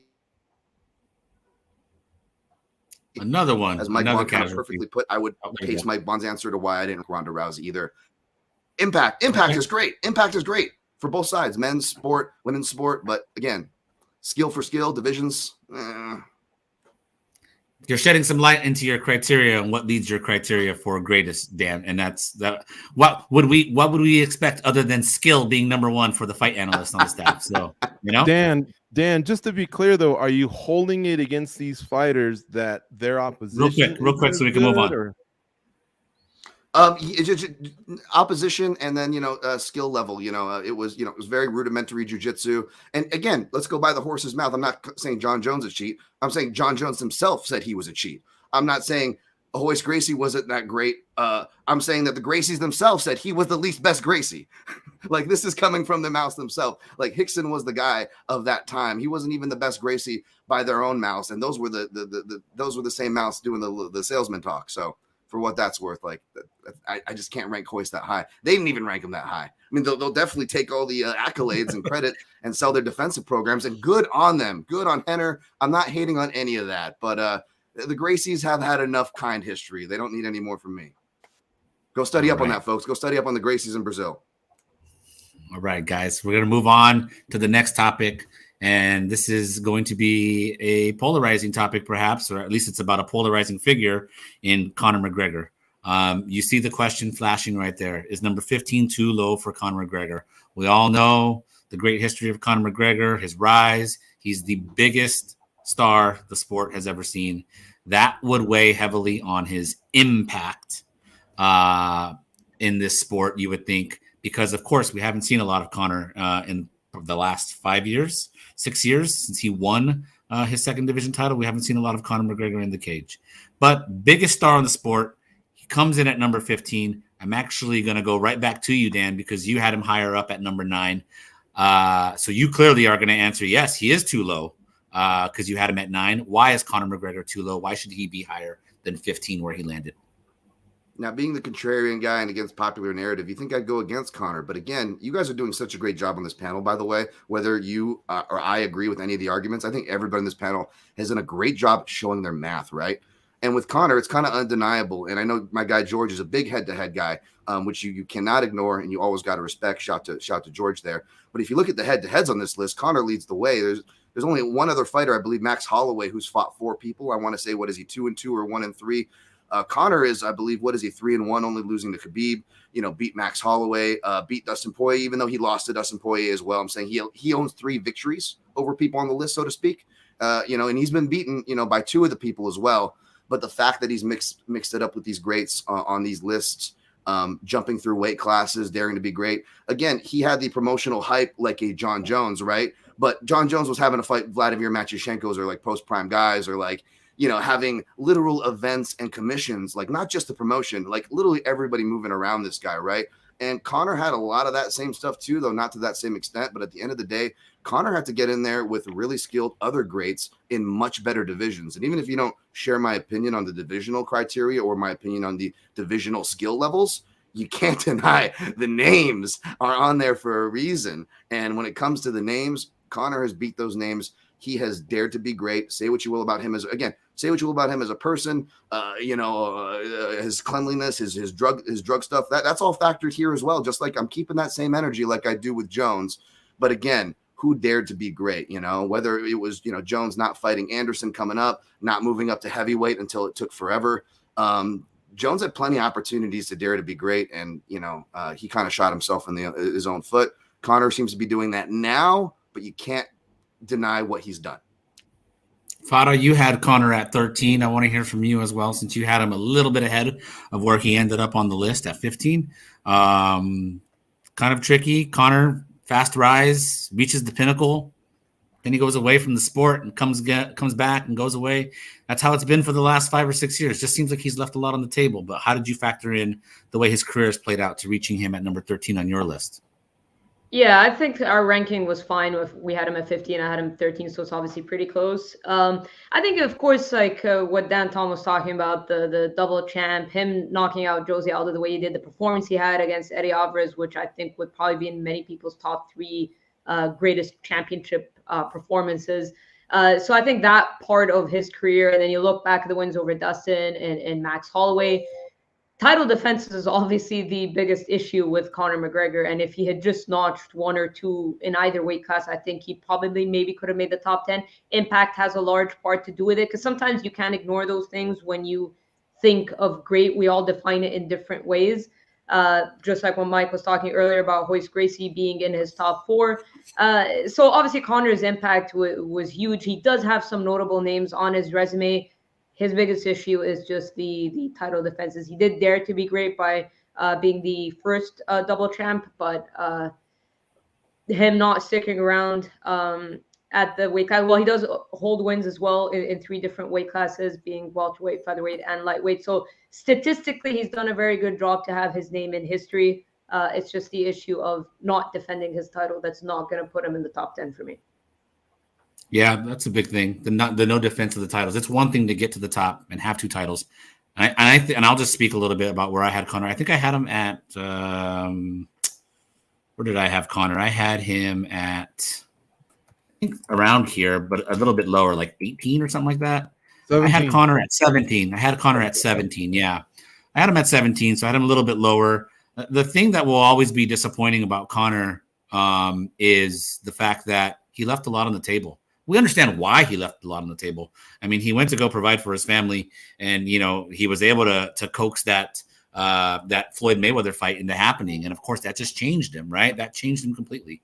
Doesn't have to fight in the UFC as often, but man, from a competitive standpoint, and when we're talking about greatest of all time, no title defenses, a long list of contenders in both divisions. I mean, he does that. He follows through. He sees through on that. Conor's probably in the top 5, He ends up being a top 5 fighter, and that's where he's missing. The impact is obviously there, but the impact only brought me to a certain point, and that point was 17. It brought you to a lower point, Mike. You had him at 24. Can you talk about what went into your thought process with Conor McGregor? You did a good job with the video as well with Conor. So what did you think when ranking him? Thank you. Yeah, that one was tricky, right? Because I'm almost like contradicting myself, and it would be the same if we got to like a Ronda Rousey discussion, going off what I said about Royce, who I obviously put a fair bit in terms of impact, and talking about that Mount Rushmore. Once I got like past 10 or so, that was where it got really difficult, right? Like ranking 11 to 30, I don't know about everyone else. That was like the most challenging element of this, because there's so much flexibility there where you could move people around. And I guess when it came to like that bottom half of the list, that second 15 or so, I did go more on resumes and achievements and maybe a little head-to-head stuff.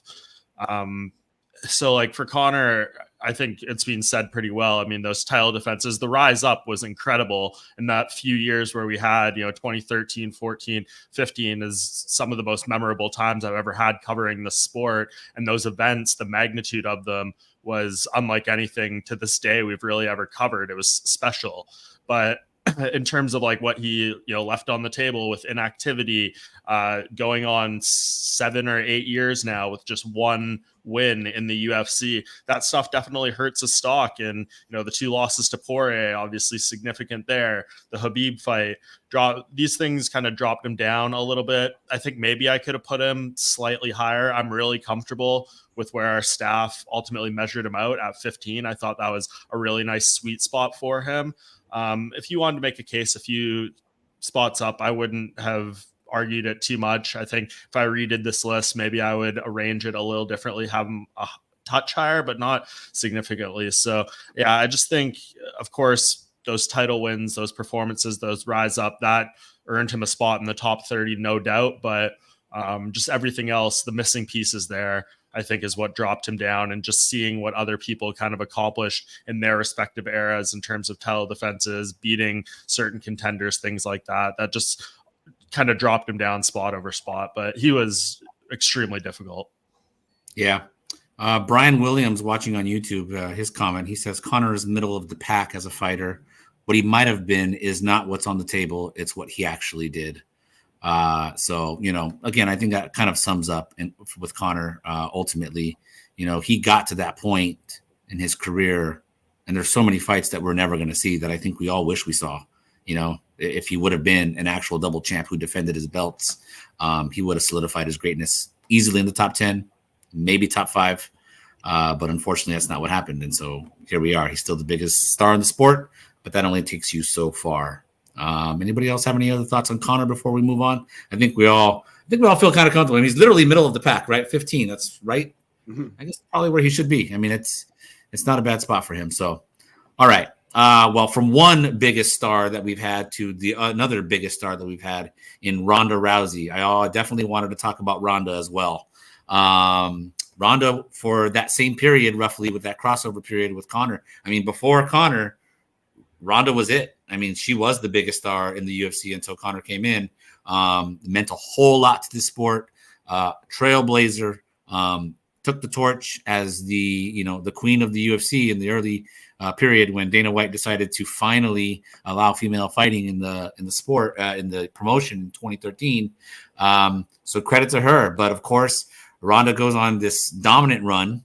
I believe it was 6 consecutive title defenses. She basically has a signature move, which is the armbar, given her judo background.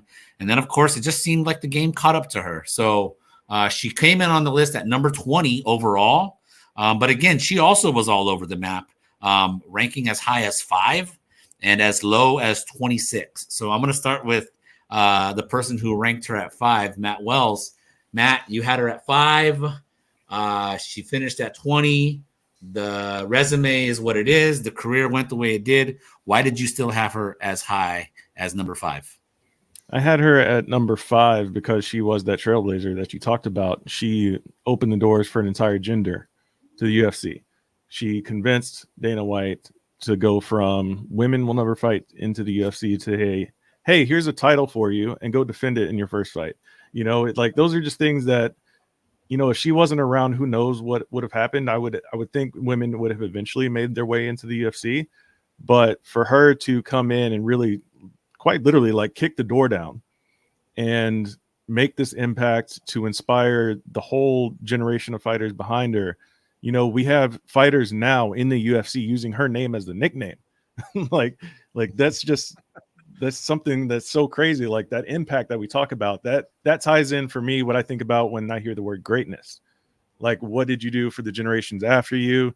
Did you inspire people? Did you did you pave a path and all these kind of things? She did all of that. And while she was in her prime, she was untouchable. And, it was very much like Royce. Yes, the women were not as evolved as the men were at the time when they joined the UFC, but it was kind of like the reinvention of the whole, Royce Gracie era, where it was she had this one thing that nobody could stop, and it didn't matter. She was going to find a way to get there, and she did that consistently, armbar after armbar after armbar after armbar, and then all those other things that we talk about, impact, influence, all the stuff outside of the cage as well. She was that person that was just she had little girls watching cage fights. What? You know what I'm saying? This is little girls come into events to watch cage fights. It's crazy. And I don't, you kind of question some parenting there, but it is what it is. But she was just a generational rock star in a lot of ways, and you have to consider that aspect of it outside of the cage when you talk about greatness for me, and that's why I had her up that high. Yeah, kind of. She had those intangibles. I think I had her in the top 10 on my list because I just didn't think I could keep somebody with that much influence and impact and that much dominance during her run out of my top 10. Just all those elements combined. I found it funny when Ronda was revealed at 20 and people saw like Valentina Shevchenko at 22 and they were like, oh, this list is trash. How could Ronda be ahead of Valentina? And you're like, and I'm thinking to myself, well, those people are thinking that we're ranking them based on what? That we think Ronda would beat Valentina in a fight? No, that's just one aspect of this. I don't think anybody on this staff thinks Ronda Rousey would hold a candle to Valentina Shevchenko if they fought at bantamweight. But that's not what the list is all about. That's literally just one part of it. And as Matt just touched on, the impact was just it just is unlike anything we had ever seen. And maybe unlike something we will ever see, you know, combined with Conor during that period. The Conor Ronda run from 2013 to like 2016 was an absolutely magical period in MMA. I want to get another perspective on somebody who ranked Ronda low. George, you had her at 26. Why was she not higher for you on the list? Why that low? Because I guess part of if I'm a chef and I'm baking a cake and I'm just throwing all the criteria in there, most of what I guess is part of the cake itself is just the performances. And she was dominant. She didn't have the diverse game that we see now, but still, if you can't stop it, that's not her problem.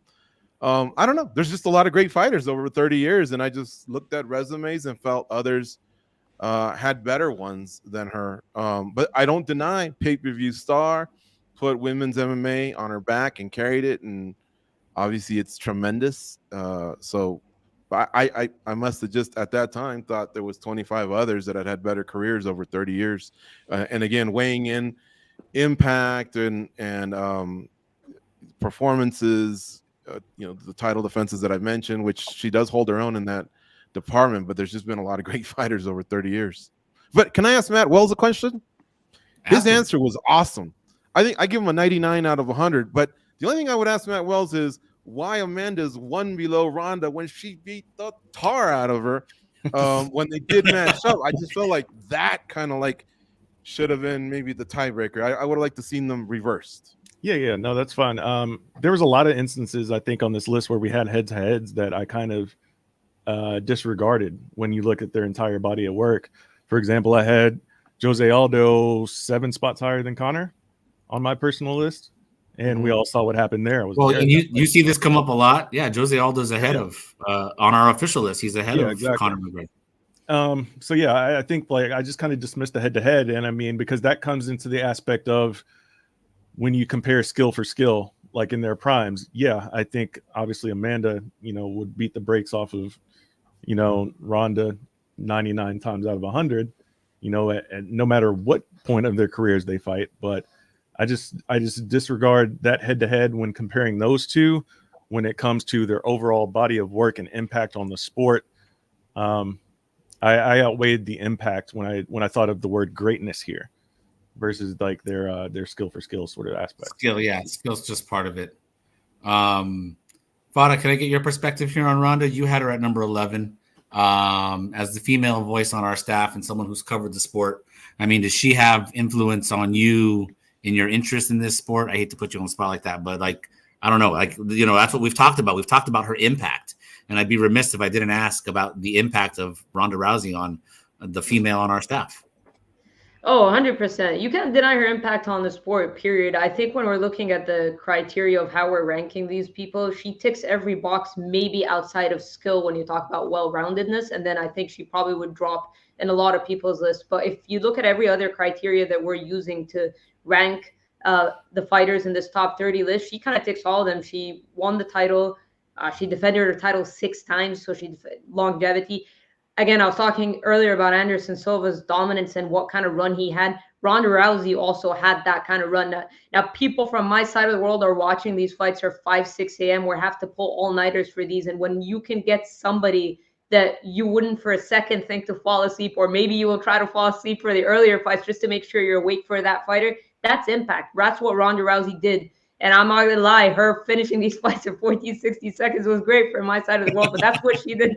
That's what she did. I mean, you couldn't help but be in awe when you watched her do that, just as we saw on the screen, like time and time again, 6 title defenses. I know the end of her career wasn't great with those losses, but or the loss, sorry, when she came back against Holly Holm and then to Amanda Nunes, but you cannot deny what she was able to do, the impact she had in such a short amount of time, winning a title, defending it time and time again. So outside of the skill part, I think, I had her at number 11. So outside of the skill part, yeah, I do think 20 is too low for her.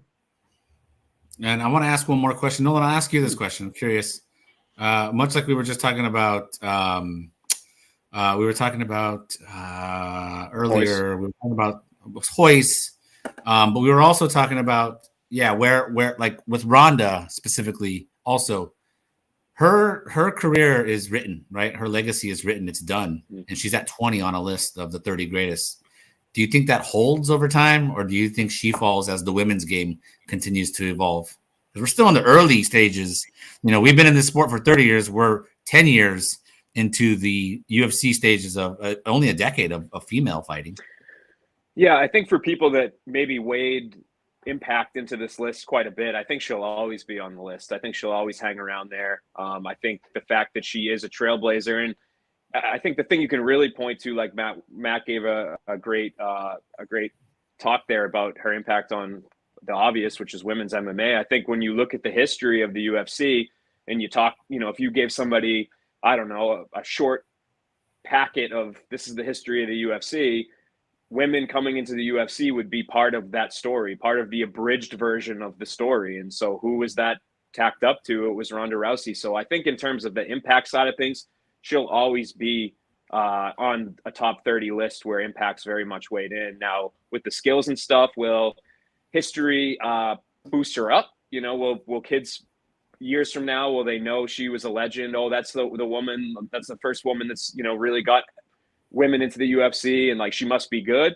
Or will the more and more and more people talk about maybe that her skills weren't what we thought they were and blah, blah, blah, will that bring her down? So will the reality shift with time? I'm not sure, but I think in terms of the impact, she will always be somebody that has to come up in the conversation. Yeah, man, I must be a villain or something, because guys, I'm looking at who she's fought in her career. Not a lot of these names are going to end up in Hall of Fames or any, like, a lot of it was just impact, but then it's got to springboard back with the way it ended up doing with our rankings, because at the end of the day, we don't even know how she would bounce back. Like, she took off, she left.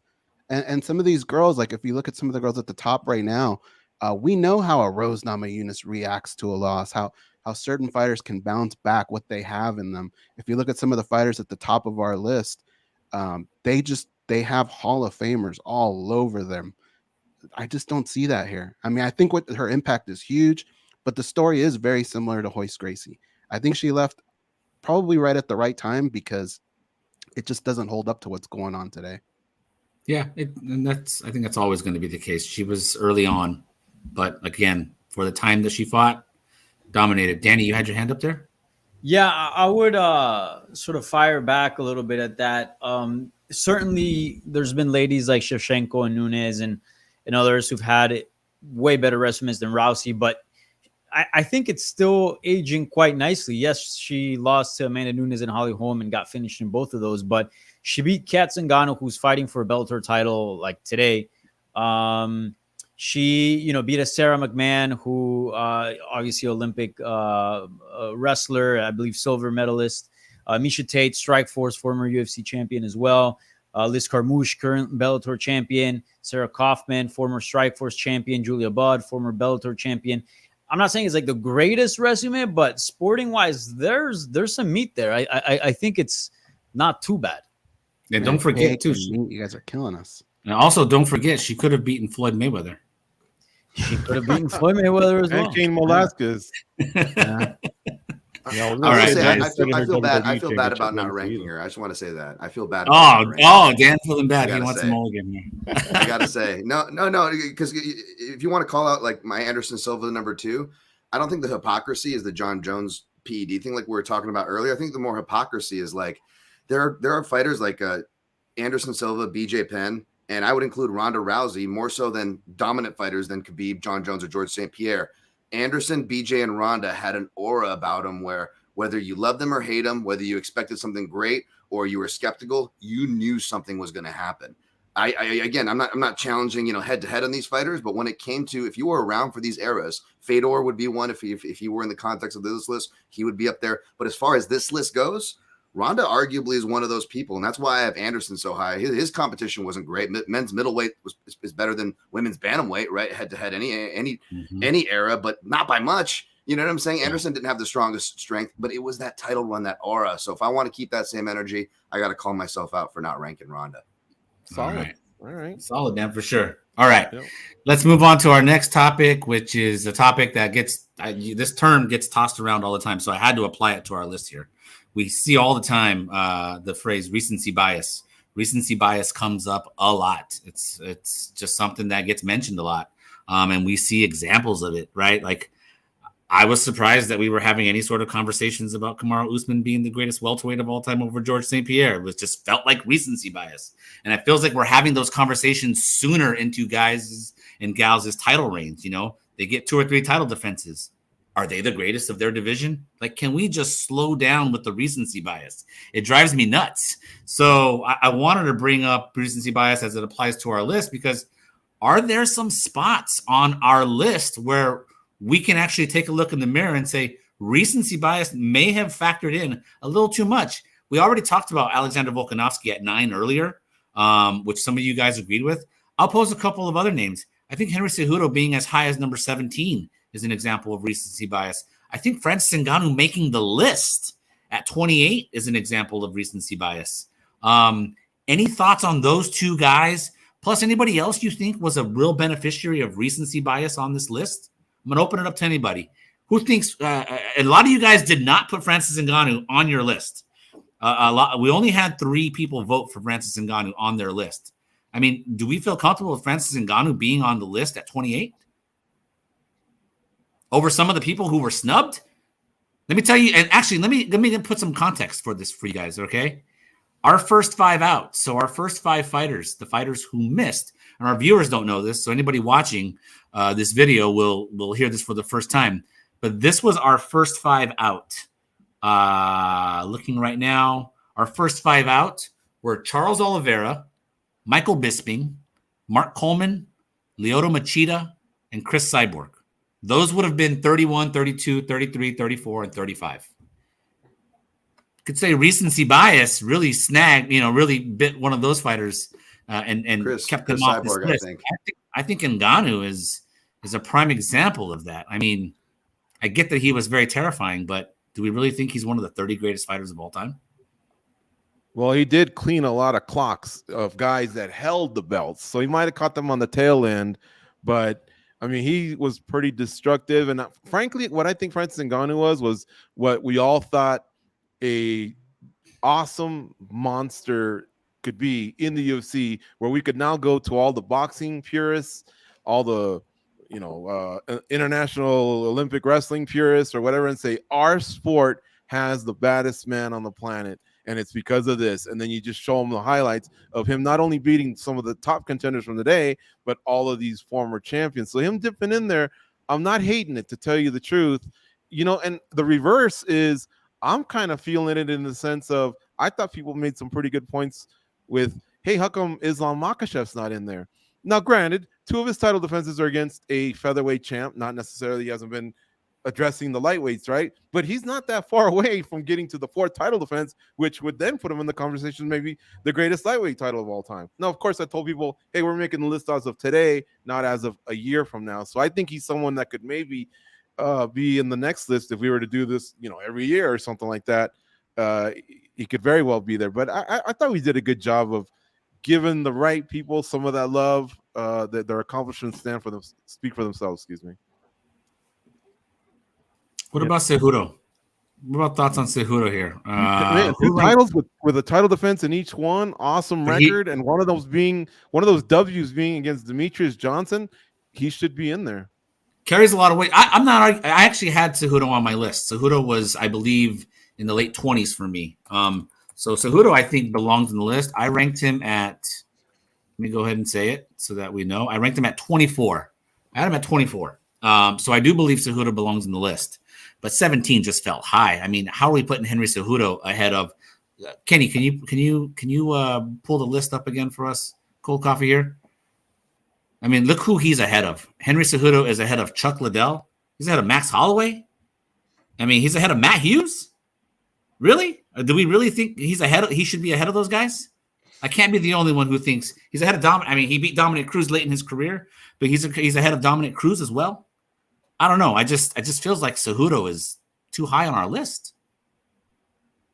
I'm fine with him. I pretty much had him same spot. I had him 18 on mine. I thought, he obviously the 2 division championship wins, I think, gets you in the top 20 itself. Defending those titles gives you another few spots too. He obviously left something on the table, retired early, did come back, and you can make an argument he won that Aljamain Sterling fight. It was pretty close, and then where would this conversation be? Obviously, he didn't get the win, so that is what it is. But yeah, I think his run, well, premature and short, a little bit short. I wish we had seen more because he would have put his stamp there because he was really, really damn good. But yeah, I mean, he's a phenomenal talent, and I think what he did was rather unprecedented at the time. Defending those belts, winning them in those 2 divisions, which are highly volatile and skilled. I thought Henry definitely deserves to be on there, and he seemed pretty. One of the few fighters who actually spoke out in a negative manner about our list. He was pretty infuriated that, he ended up being behind Conor McGregor. And, they're all right in that patch on my list. I had Nunes, BJ Penn, Randy Couture, Henry Cejudo, right kind of beside each other, all fighters who won titles in 2 divisions. But for him to kind of do it how he did it, getting a win over an all-time great Demetrius, his resume is pretty strong, although I think in a lot of ways we crave more in a similar fashion to Khabib, but definitely top 20 in my mind. Yeah, I feel like Cejudo left on the table, retiring for 3 years. Yep. Again, at that time, after he beats Cruz, he sticks around. He pads it with a couple more titles, or 2 or 3 more title defenses. I would have no problem with Cejudo at 17 on our list, and I probably would have ranked him higher than 24. But the 2 division titles definitely count for something. The win over Demetrius obviously is a big feather in his cap. I just felt like 17 is too hard. The biggest issue I have is that he's ahead of Max Holloway. Am I the only one who thinks Cejudo being ahead of Max Holloway is a problem? Well, he's got less losses and the 2 titles. I mean, and Holloway's a beast. I mean, again, we're splitting hairs here, but the 2 titles, less losses, title defense. Beat 2 people on the list. On this list, beat 2 people on this list. And if DJ wasn't part of the infamous trade for Ben Askren, you imagine they would have done that trilogy fight, and then where would he have been if he had beat Demetrius Johnson again in a trilogy? Obviously not his fault. That was higher. So circumstantial stuff for him as well. Mm-hmm. Yeah. And if he had gone up to 135 and there wasn't a vacant title there, all that stuff, it's tricky. If there was another fight with TJ in that weight class, he kind of got some potential big opportunities lost out for him through no fault of his own. Yeah. Well, I'm going to give a shout out to Ronald D. Smith watching on YouTube. It says Cejudo should not be this high. Him and also Frankie Edgar. And then he also said him above Max is completely wild. I agree, Ronald. Thank you very much. Anybody else got anything to talk about with recency bias? Maybe it was just me. I just felt like there was a few fighters on this list that really benefited from it. Those are my 3 examples. But we can move on. Okay, a few more things I want to hit on our list here.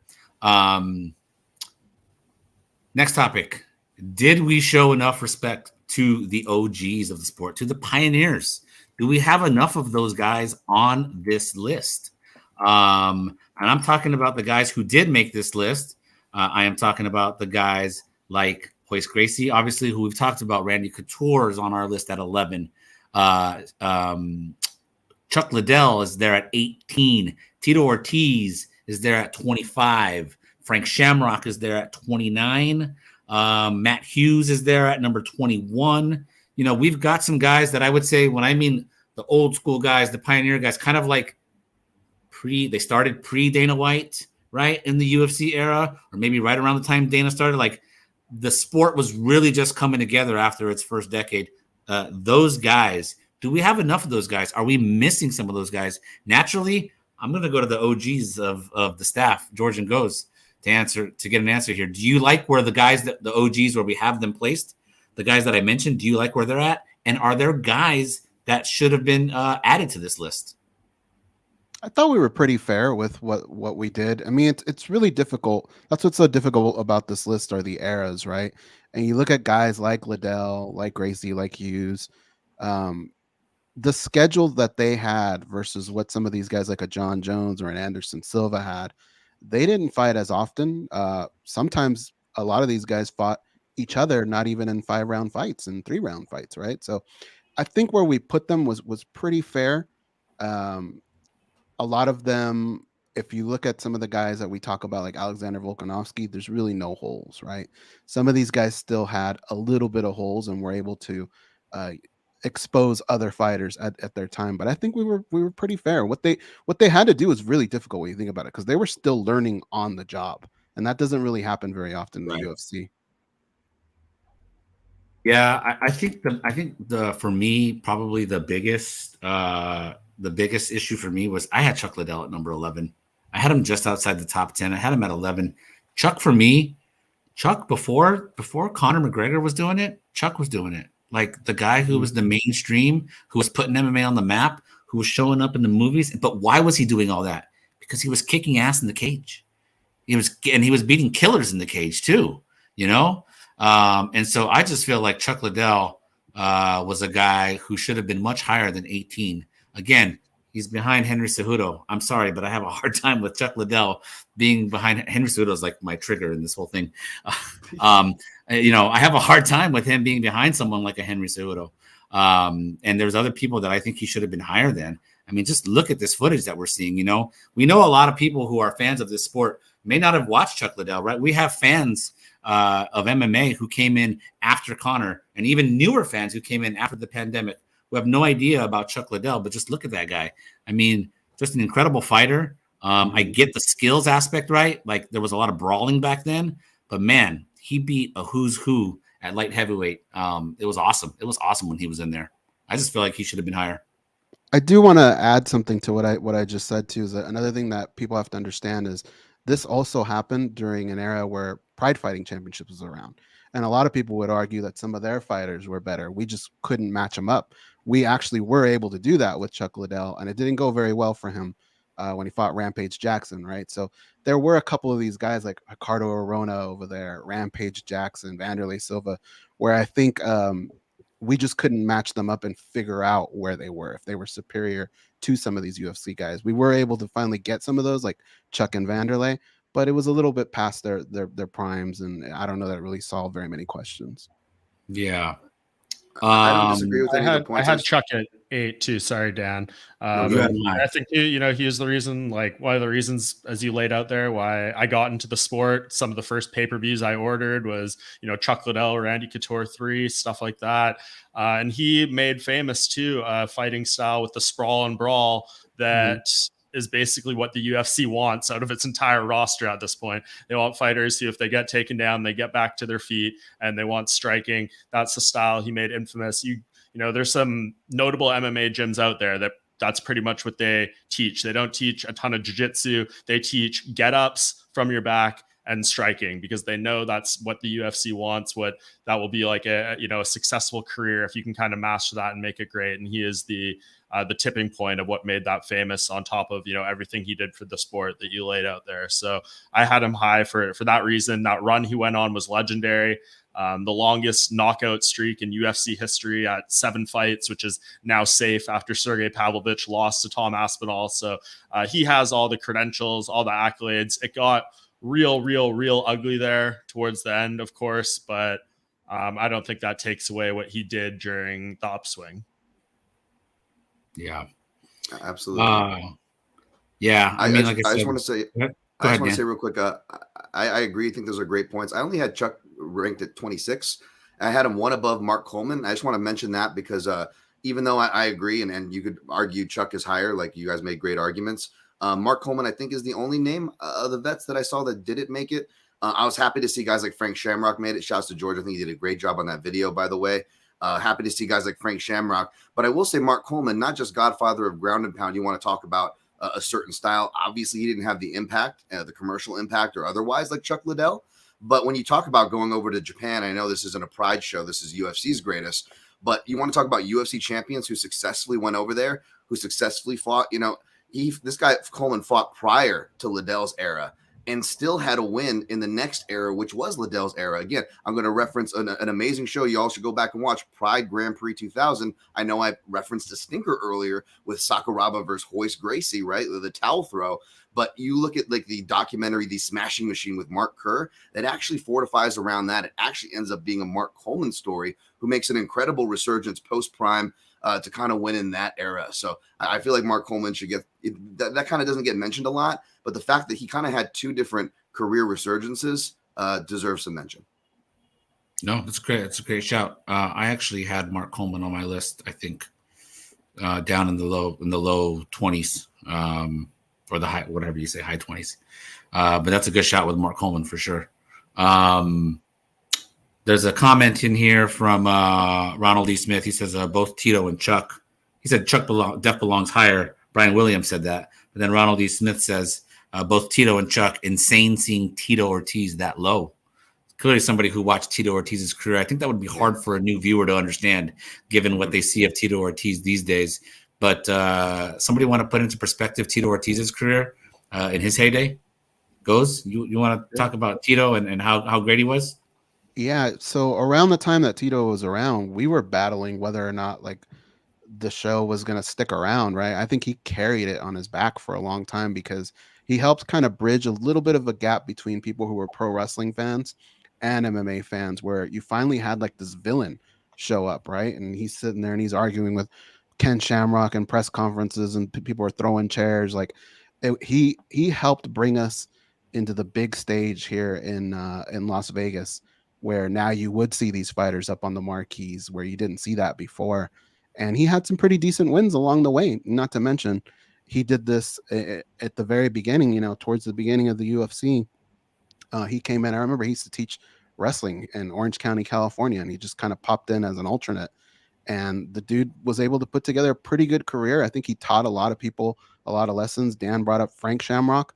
Frank Shamrock taught him the lesson of cardio. And from then on, it was all about cardio with Tito Ortiz. And he was able to use that to his advantage over a lot of fighters. So when you put everything together, the impact that he had in the UFC, I think he definitely deserved to be on the list. Yeah. Yeah, no, I was glad Tito's on the list. Again, we all see the Tito Ortiz of today. And if that's all you know about him, that says nothing about who he was as a fighter in his heyday. For sure. All right, guys. He carried the UFC for a while, and I know that's why Dana held it against him and Randy and BJ Penn, because these guys had so much weight at the time, and when they wanted to get themselves a little bit of a piece of the pie, the UFC was like, well, we're still growing. Well, you're not growing now. You're worth like $12 billion. You're still not sharing that fair share piece of the pie. But look, that was back then. He really figured out a way to market himself. He went the villain role. He took the baton from his boy Tank Abbott, who was probably the OG maybe of all the villains. He was more of a street fighter. Let's go. This is what you see in the streets. These hammers laying people out. And Tito rolled with them for a while, and then Tito figured out, hold on a second, that's going to take me so far. I got to really figure out what I can do with this wrestling. And to his credit, I think he even fought in one of the UFCs and said, I'll take no pay, because he wanted to keep his amateur status at Cal State Bakersfield. Then he realized, hold on a second, there's some pretty good money in this. Got in there, perfected ground and pound. He also protected his chin. Some might say he didn't lay it all out there like Liddell did. They're right. But he protected his chin. He knew that he was probably ahead of his time in terms of like, hey, I also don't want to take, brain damage from all this stuff. And so he went the route of taking you down, pounding you. And as it was stated by either Goes or Dan, Frank Shamrock taught him a lesson in cardio. But guess what? He took the lesson and he became a cardio machine. So this guy had a lot of impact, man. He was a 5-title defense guy. It was an impressive career. It's just it was long, and towards the end, you stumble. Plus, he's from the main streets of Santa Ana, George, and we all know anybody that comes out of there is pretty much a badass. This is true. And man, I see something of Brian Williams. He said something about he really likes what he's hearing. Hey, don't forget, man, Mondays we do this every Monday. This is a special edition show, but it's this panel that you see here sprinkled in every Monday, man. Become a fan of the show, Spinning Back Clique, because I think we bring it. We have an excellent staff, and I think everyone's represented themselves very well today. Also, hit that like and subscribe button. Do that for me. Love it, George. Love it. Okay, last couple things we're going to hit. I think it's worth discussing the women on our list. We ended up with 4 women total on our list. We ended up with Amanda Nunes at number 8. We ended up with Ronda Rousey at number 20, Valentina Shevchenko at 22, and Joanna Jędrzejczyk at 27. I guess the first question I'll ask is, should there have been more women on the list, or did we capture all the women that belonged? Who could you make a case for right now? Thoughts on that? Anyone else? Do we like that there's 4? Do we like the 4 women? Fada, you go ahead and hit. Yeah, Cyborg. I think Cyborg's the pretty obvious Cyborg. snub here. Yeah. Yeah. Why Cyborg? Why? Who would why? There were. I guess the argument might be a lot of her greatness was before the UFC, right? Yeah. And then her UFC tenure was good, but doesn't really define her. So how do you factor that in? Yeah, well, that's the thing. I mean, I didn't have her on my list, which is why I'm calling it a snub, because I can personally say it's a snub from my end as well. But a couple others didn't make it on the top 30 from my list as well. But with Cyborg, I just think she kind of fills a bit of those criteria where she won a title, defended a couple of times. Yes, you can make the argument that the featherweight division didn't really exist. That's not entirely her fault. And I think that was kind of the biggest issue with her, is that she couldn't really make 35. So there weren't too many options out there for her. Ended up losing to Amanda Nunes, which, is something that people, fault her for a lot. But when it is a matter of, yes, the majority of her career didn't really pan out in the UFC. But I just think if there's one female fighter that would also add to the list, it would be her. It's just someone that sticks out to me. Yeah, I was going to say, if you think about it this way too, I mean, the women's divisions have only been around for a decade, so it's a third of the amount of time. And then also there's only 3 divisions, so I think maybe that's part of it as well.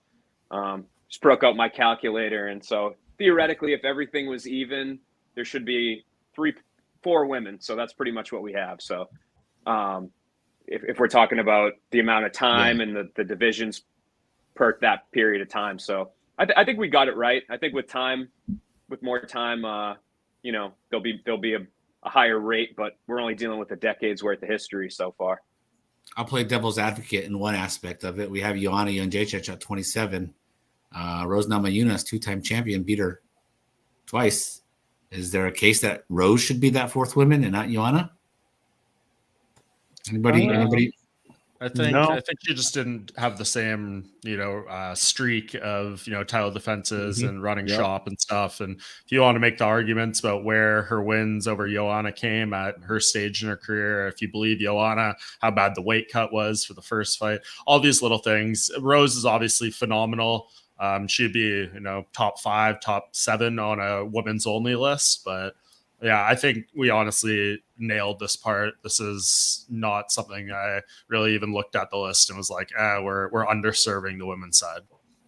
Yeah. For me, I think if you're going to add anyone else, I think it's still a little bit premature, but she did make my list, and that's Zhang Weili.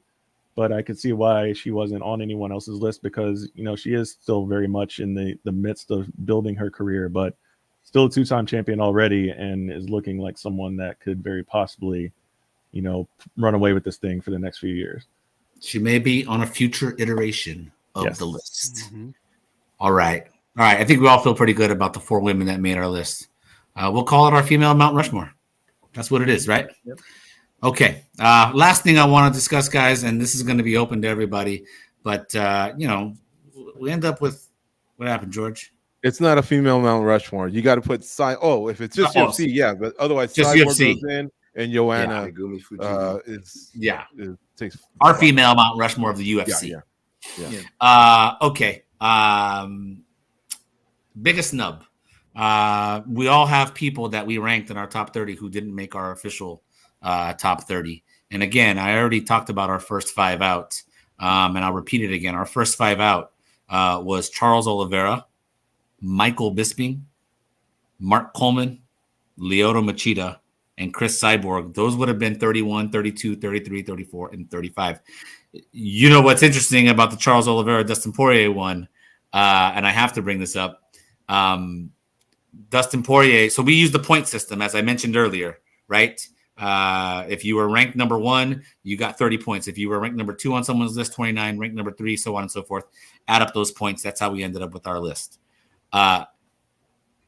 Dustin Poirier had 38 points, and Charles Oliveira had 37.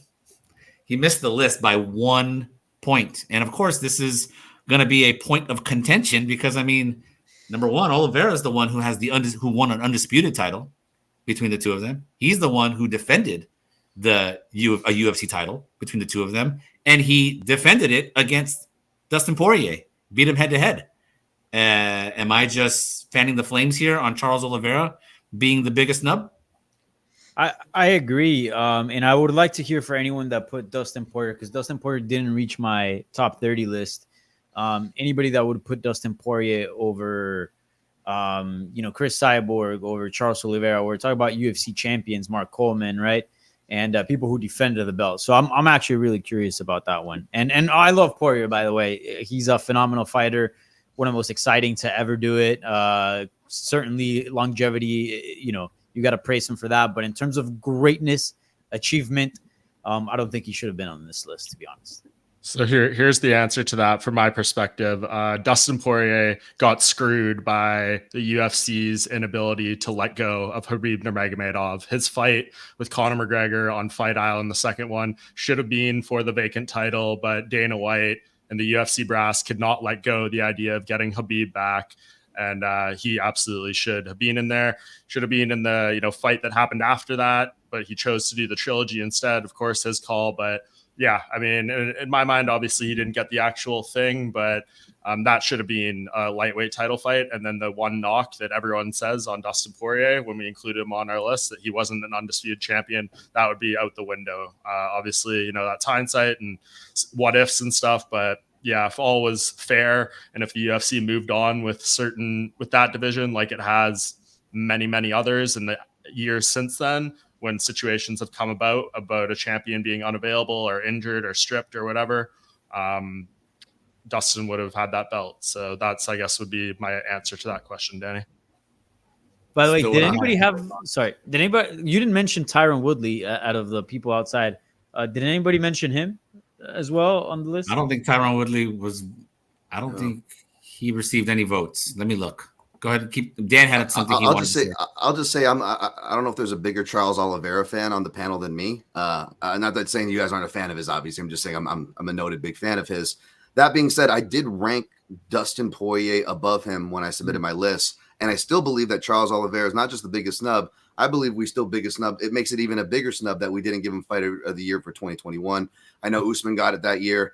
And to be fair, it's like, well, then when was Usman going to get it? I'm not sure who we voted or who was in the running, but I think Usman had, claim to it in 2019 when he beat Woodley. 2020, he had another good year. I feel like we really snubbed him for our awards in 2021, and that only comes more so the fact that we're all agreeing / also by the actual physical numbers that Simon laid out that Charles Oliveira is a snub. So that being said, though, I will also simultaneously make the case for Poirier. And again, not to lean back too heavily into the head-to-head, but you look at who Poirier beat. He beat guys who we rank higher than Charles Oliveira. He beat guys who beat Charles Oliveira, as weird of a fight that was in Saskatoon with Max Holloway versus Charles Oliveira. And I do appreciate, and I think that's so spot on that Mike Bond brought up that context. But let's not forget, it's not just Tony Ferguson. It's not just Dustin Poirier that Mike Bond brought up. But when this whole lightweight run debacle and trying to find their marketing boy, they've also messed with the career of Charles Oliveira, the classic brave Brazilian, whether it's Russian organizations like ACB or UFC, they always bring in the Brazilians as the B-side. They don't get the credit they're due, and they have to come through so much adversity. The Rafael dos Anjos of the world, the Charles Oliveira's of the world, the Jessica Andrades of the world, where they get crapped on when they have these losing streaks because they are daring to be great. They are fighting people that no one wants to fight. And Charles Oliveira did want to fight Khabib. He did want to fight Conor. He has been on camera calling out these names for years, but never got that chance either. So it's also hard to hold it against him. Damn, Dan, you should have put him just a little bit higher, and he would have made the list. No, I know. I still stand. I wasn't. If you put him one spot higher, he makes the list. And to be clear, I wasn't making an argument about Dustin versus Charles there. I believe they both deserve to be on there. I had Charles at 19 and Dustin at 21. So I clearly think a lot of both of them. Charles was definitely the biggest snub. I mean, top 4 in most wins in UFC history, most bonuses, most finishes, most submissions.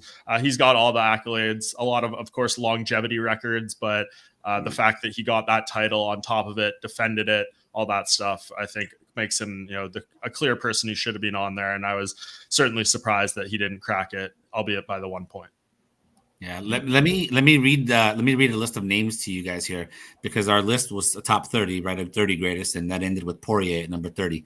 So I told you about the top 5, the first 5 snubs. Well, we ended up everybody ranked a total of 54 fighters. 54 fighters total ended up on everyone's individual lists. So you guys already know 1 through 30. Then you got Oliveira, Bisping, Coleman, Machida, Cyborg. After that, this is in order, by the way. Big Nog, Robert Whittaker, Robbie Lawler, Dan Henderson, Vitor Belfort, Chris Weidman, TJ Dillashaw, Fabricio Verdum, Tyron Woodley, Aljamain Sterling, Dan Severn, Forrest Griffin, Jens Pulver, Zheng Weili, Mirko Krokop, Rich Franklin, Shogun Hua, Andrei Arlovsky, and Pat Miletich. That's everybody who got a nod. That's number 1 right there. I can't believe we all left him off. I'm going to just go ahead. I would just like to go ahead and say my biggest snub, because I had him ranked the highest on my list and he didn't make, of the guys who didn't, I had Forrest Griffin at 26. So if you were to take out our 26 through 30, mine were all different. And at 26, I had Forrest Griffin. I really wish somebody else had thought the way I did about Forrest, because again, you talk about a guy in terms of impact. I mean, the way the UFC tells the story, of course, we don't have a UFC maybe without him still, because they were about to go bankrupt until that Tough One finale. And he's the Tough One winner. He ends up moving on from that incredible Tough One fight against Stephan Bonner to go ahead and win the light heavyweight championship. He had that huge, massive fight. I remember one of the really big fights early on that I was like, ooh, UFC is making it, was that Rampage fight against Forrest. You did not see a lot of UFC coverage on ESPN at that point. And I remember watching a segment on SportsCenter previewing that fight. And so, shouts to Forrest Griffin from me, because I thought, I wish, I don't know if he's the biggest snub. I think Charles Oliveira has a, strong case for being the biggest snub. But if I had a soft spot for somebody who didn't make the list, it would be Forrest Griffin. Anybody else got a soft spot for anyone else? Yeah, I would like to mention Tyron Woodley. I mean, 4 title defenses, right? That's not nothing. I kind of feel like, and it feels like I'm picking at Dustin. And again, I love Dustin. I think he's one of my favorite fighters today and just historically. But I kind of feel like to be on the 30 greatest list, at least you have to be an undisputed UFC champion. I believe he's the only one that's not undisputed UFC champion that's on the list.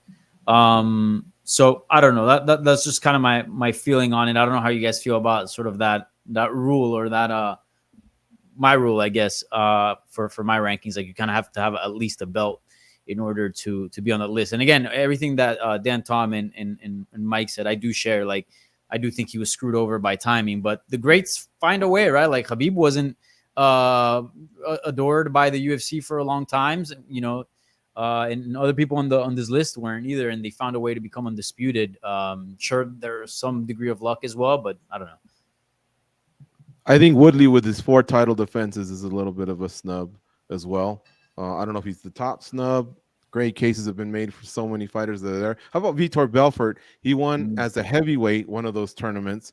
He won the light heavyweight tournament. They say, oh, he sliced his. Well, that was a punch that he threw, and whatever. I mean, he was a title challenger at middleweight, so he's actually been a pretty good fighter across 3 different weight classes. And light heavyweight. And yeah, light heavyweight later on, yeah. So he might be one as well. But I'm pretty proud of the list, honestly. But please just give me 1 minute, and I swear I'll ramble through these. I did have a bone to pick with every single one of you, and I'm going to say this real fast. Simon and Matt Erickson, who's not here, but he's going to debut in 2024. Nunes over Jones, man, y'all crazy. Kenny, who's the ones and twos guy, right? You're tripping, dude. Cyborg over Gracie. Mike Bond, Oliveira over Valentina Shevchenko. Nolan Nunes over Anderson Silva, for crying out loud. Danny Ortiz over Liddell. Where's the red card, man? Holy cow. Matt Wells, Rousey over Nunes. Well, we already covered that one. Abby, for crying out loud. Holloway over Volkanovski. Did you miss 3 fights? Dan Tom, we already covered it. He admitted it. Ronda Rousey missing. Dan's over here ducking. Dan's over here ducking over here. Over Valentina Shevchenko. Holy cow! All of Peru's gonna hate you right now. I'm still in Peru, by the way, Simon. I don't know if you know that. And then Farah Hanoun, Tito Ortiz. Please rewind about an hour ago when I told you everything that guy did. How he's missing off your list? No good. Hey, to my defense, you guys, by giving our Slack emojis, I think you guys know how I feel about Tito, and that's probably why I ranked them above Chuck Liddell. Oh man! All right, guys. Hey, Kenny, Cold Coffee, can you please bring up the list one more time? I just want to say, there's one last look at the list. I think we did a great job with the list. It's not perfect, but you know what? We did the fairest thing that we could with a badass panel, our entire staff who's been covering this sport for years and years. I mean, as far as in the fight game, covering this sport, following it, this is an expert panel right here. And that's a shout out to everybody. But this list was very interesting. We didn't do this list. One takeaway from me about this list, we didn't do a list when they had their 25th anniversary 5 years ago. And it's amazing to see how many fighters are in this list, are on this top 30 because of the last 5 years. If we do this list 5 years ago, who's not on that list? Cejudo's not on that list. Adesanya's not on that list. Kamaru Usman's not on that list. Alexander Volkanovski, who's number 9, he's not on. Right. Israel Adesanya, Alexander Volkanovski. Yeah. We've got, there's so many fighters on that list. Dustin Poirier. I mean, it's amazing. Probably top 5. Who? McGregor. I mean, he'd be champ by then. That's a good point. If he would have just been, he might have been much higher because he didn't have all this time off that sullied his that's kind of like, put a damper on his legacy. But yeah, so it's amazing. I don't, I'll say this. If we're all still MMA junkies, well, we'll always be MMA junkies, but if we're still all officially MMA junkies in a decade, that's probably the next time we would do a list like this. We probably wouldn't do a list like this at 35 years, probably let a decade elapse. And I'm excited to see lists like this that would be the 40 greatest fighters in the 40th year of the UFC, see how many new fighters we have. Anybody want to give a shout or take a stab at a couple names you think would be on a list who aren't there now, who are working their resume? We talked about Islam Makhachev. He probably is on a list in a decade. Anybody else? Jean Weili. Poetan. Yeah, Alex Pereira's got to be on a list in a decade, right? Absolutely, right? Looking good, yeah. Maybe Aspinall, but Poetan, yeah. And look, we got guys who are early in their careers too, like Bo Nickel. We're waiting for Hamzat Chimaev to really play out and see what happens with him. I mean, the sport is evolving so much, and it'll be incredible to see what the list looks like in 10 years. But for now, I'm incredibly proud of our 30 greatest UFC fighters list. I appreciate all of you guys for putting so much thought into it. All the videos that you guys did, I appreciate you guys. Thank you very much. Kenny, who is here on the 1s and 2s, handled half the video edits. Abby handled the other half of the video edits. You guys really made this thing go, and I really appreciate it. So whether you guys loved our list or hated our list, I hope you appreciated all the time and thought that went in to making this and bringing you this great content. So please, again, just a reminder, George, I'm going to toss to you. Outro us, George. Every Monday, noon Eastern, 9 a.m. Pacific, spinning back Clique. We bring it with this whole outstanding panel. And we talk about all the big stories from the past week, along with some additionals. We include your comments. We include your questions. So you're a part of this show. Again, noon Eastern, 9 a.m. Pacific. You want to catch Spinning Back Clique, tell your friends, repost, retweet, all that stuff. Share it because it's a really, really great quality show. All these nice comments that have come through. It's the feeling that many people have shared for the past 3 years. You got to help us out, though. Subscribe to the channel. It's outstanding. Hit the like button. It triggers an algorithm. Hit that little bell so you never miss a minute. And it's all available on replay. So go out there and smash it for us, please.